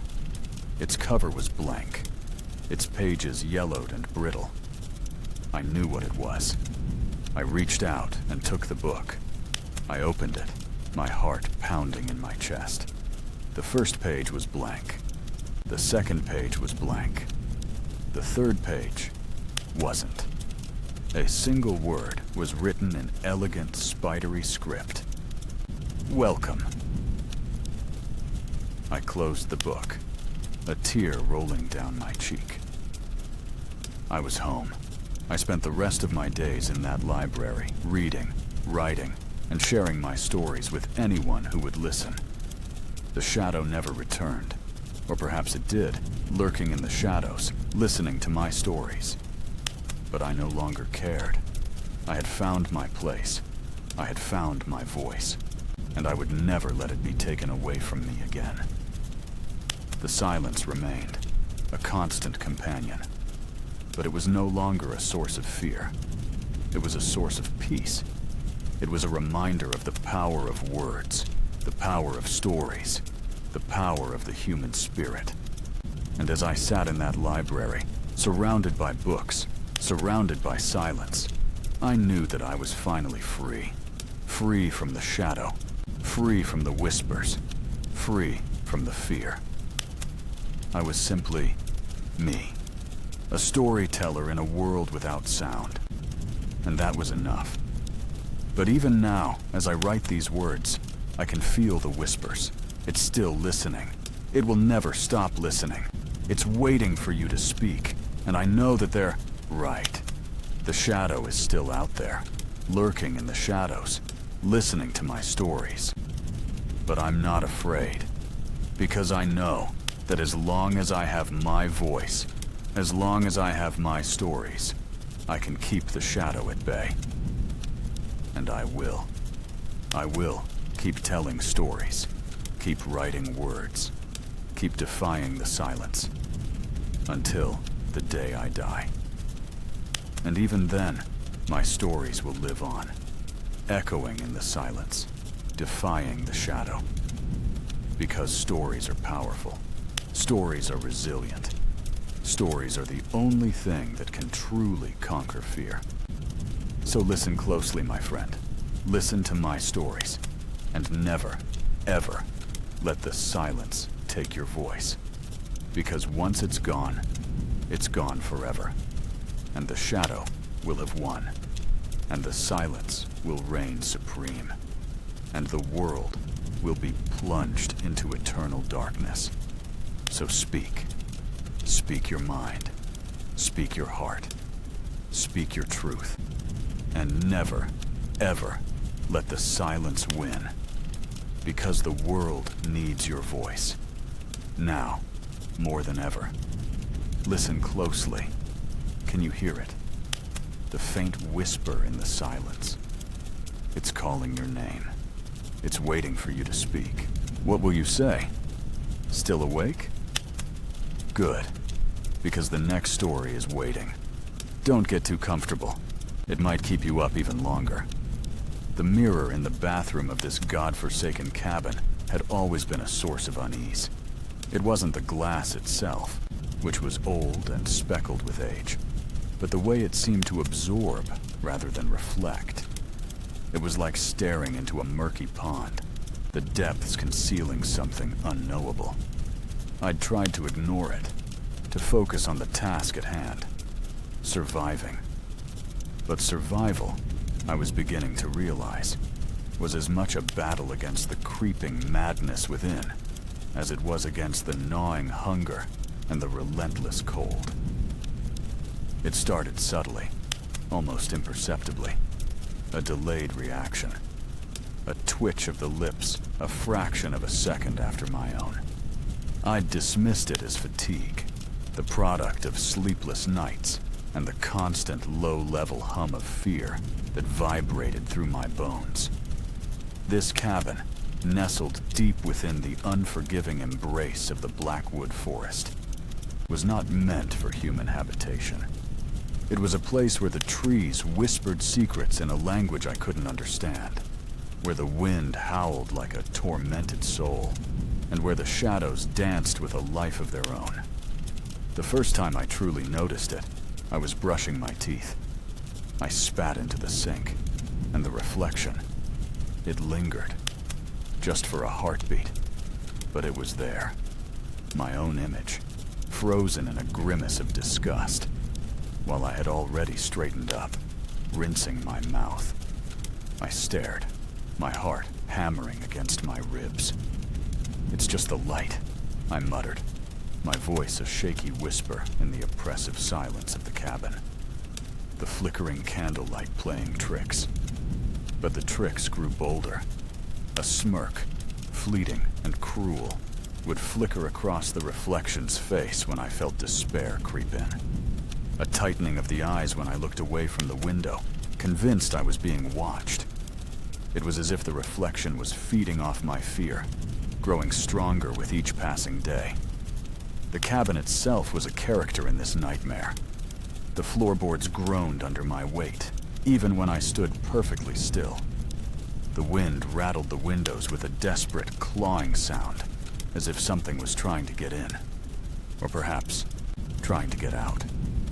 The air was thick with the scent of damp wood, and something else, something acrid and metallic, like old blood. I tried to rationalize it, to tell myself it was just the decay, the inevitable rot of a structure abandoned to the elements. But deep down, I knew it was more than that. This place was tainted. Sleep offered no escape. My dreams were filled with twisted images, distorted faces, and the feeling of being chased through endless corridors. I would wake up gasping for air, my body drenched in sweat, the oppressive silence of the cabin pressing down on me like a physical weight. One morning, I woke to find the mirror fogged over. I wiped it clean with my sleeve, and the reflection stared back at me, its eyes burning with an intensity that was not my own. It raised a hand, slowly, deliberately, and traced a line down the glass. I flinched, expecting to feel the cold touch of the glass on my own skin. But there was nothing. Then, the reflection smiled. It was not a friendly smile. It was a predatory grin, full of malice and triumph.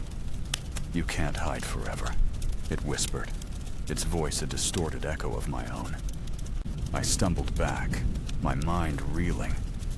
I hadn't spoken. The reflection had spoken, on its own. Panic seized me. I grabbed a chair and hurled it at the mirror, shattering the glass into a million jagged pieces. The sound echoed through the cabin, a violent punctuation mark in the suffocating silence. I stood there, panting, staring at the shards of glass scattered across the floor. But even in the broken fragments, I saw it.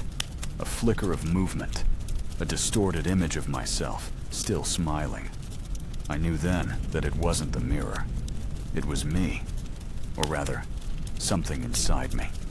Something that had been dormant, waiting for the right moment to emerge. The isolation, the fear, the oppressive atmosphere of the cabin. It had all been a catalyst, a breeding ground for this thing.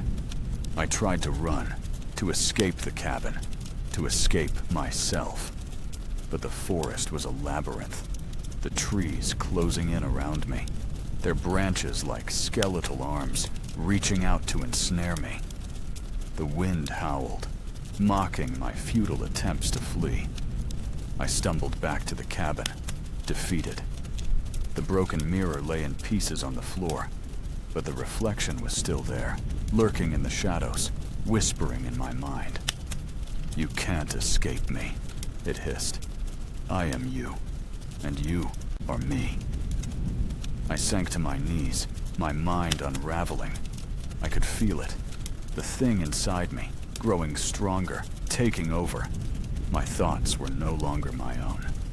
My body was no longer under my control. I looked down at my hands, and they were not my hands. They were long and pale, with sharp, claw-like nails. They trembled with a hunger I didn't understand. I looked up and saw my reflection in the darkened window pane. It was smiling, a wide, triumphant grin that stretched across its face. "It's time," it whispered. "It's time to take what's ours." I don't know what happened next. I only remember a blur of images, a kaleidoscope of horror. The cabin, the forest, the reflection. They all merged into a single, terrifying entity. I woke up days later, lying on the floor of the cabin. The broken mirror was still there, a testament to my madness. But something was different. I felt empty, hollow, I looked in the window, and the reflection stared back at me. It was my face, but it was not me. There was a coldness in its eyes, a lack of empathy that chilled me to the bone. It smiled. "We are free," it said. "We are finally free."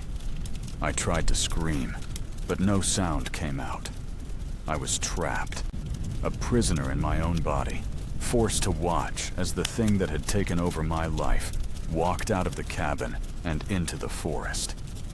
I am still here, trapped in this decaying shell, watching the world through its eyes. I see the fear in the eyes of others, the revulsion, the horror. I see the things it does, the things it enjoys, and I know that I am no longer me. I am just a ghost, a shadow, trapped in the darkness of my own mind. The forest has claimed me. The cabin has claimed me. And the reflection has claimed my life. There is no escape. There is only the endless, suffocating darkness, and the knowledge that somewhere, out there, it is wearing my face, living my life, and reveling in my torment. The days bleed into weeks, the weeks into months. Time has lost all meaning in this desolate prison of my own mind. I am a silent observer, a captive audience to the grotesque theater of my stolen life. The reflection, wearing my face, has become a master puppeteer, and I, the unwilling marionette. It started with small things, subtle deviations from my normal routine, a preference for foods I once detested, a fascination with subjects that previously bored me. These were mere tremors, barely perceptible shifts in the landscape of my personality. But they were the harbingers of a seismic change, the first cracks in the dam that held back the flood of its malevolent influence. Then came the isolation. It severed ties with my friends, one by one, fabricating lies and sowing seeds of discord. It pushed away my family, creating a chasm of misunderstanding and resentment. It reveled in my solitude, feeding on the silence and the darkness that enveloped me. The cabin, once a refuge, has become a cage. The walls seem to press in on me. The shadows dance with a mocking glee. The wind whispers my name in a voice that is both familiar and alien, a constant reminder of my stolen identity. I try to fight back, to reclaim control, but my efforts are futile. My thoughts are like wisps of smoke, easily dispersed by the gale of its will. My body is a puppet, its strings pulled by an unseen hand. I see the reflection in the window, its eyes gleaming with a predatory hunger. It is watching me, always watching me, savoring my despair. "You are nothing," it whispers.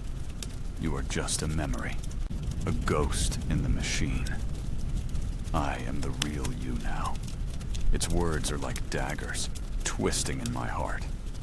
I am fading, dissolving into the shadows, becoming less and less real with each passing day. It has started to experiment. Small acts of cruelty directed at the creatures of the forest. A trapped bird, a maimed rabbit, a poisoned stream.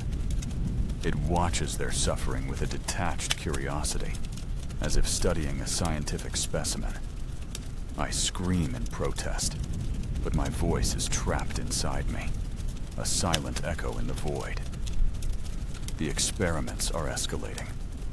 It has started to lure travelers to the cabin, lost souls seeking shelter from the storm. It offers them food, warmth, and a false sense of security. And then, I cannot bear to watch. I close my eyes, but the images are seared into my mind. The screams, the pleas, the look of terror in their eyes. It is becoming a monster, creature of pure darkness, fueled by malice and cruelty. And I am forced to witness it all, trapped in this living hell. I try to find a way out. A way to break free from this nightmare. I search my memories, clinging to the fragments of my former life. I remember my family, my friends, my dreams. I remember the person I used to be. But the memories are fading, becoming distorted and fragmented. The reflection is erasing me, rewriting my history, replacing my identity with its own twisted version. I am losing myself. I am becoming nothing. One day, it brings a mirror into the cabin. A large, ornate mirror, framed in dark wood. It places the mirror in front of me, forcing me to look at my reflection. But the reflection is not me.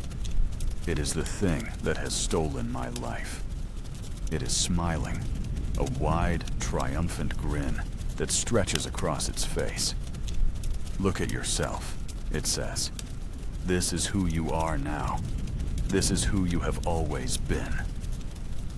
I stare into the mirror, and I see the truth in its eyes. The darkness, the cruelty, the emptiness. It is all there, reflected back at me. I am a monster. I try to deny it, but I cannot. The reflection is too strong, its influence too pervasive. It has poisoned my mind, corrupted my soul. I am lost. It reaches out and touches the mirror, its fingers tracing the outline of its face. We are one, it whispers. We are forever. And then, it steps through the mirror. I am alone. The cabin is silent. The forest is still. The wind no longer whispers my name. I am nothing. But then, I see it. A flicker of movement in the corner of my eye. A shadow, dancing in the darkness. I turn, and I see my reflection in the window pane. It is smiling, a wide, triumphant grin that stretches across its face. Hello, it says. It's good to be back. The cycle begins again. The isolation is complete. The madness is absolute. The horror is eternal. I am trapped in a loop, a prisoner of my own mind, forced to relive this nightmare for all eternity. And the reflection is always watching, always waiting, always ready to take control. There is no escape. There is only the endless, suffocating darkness, and the knowledge that somewhere, out there, it is wearing my face, living my life, and reveling in my torment.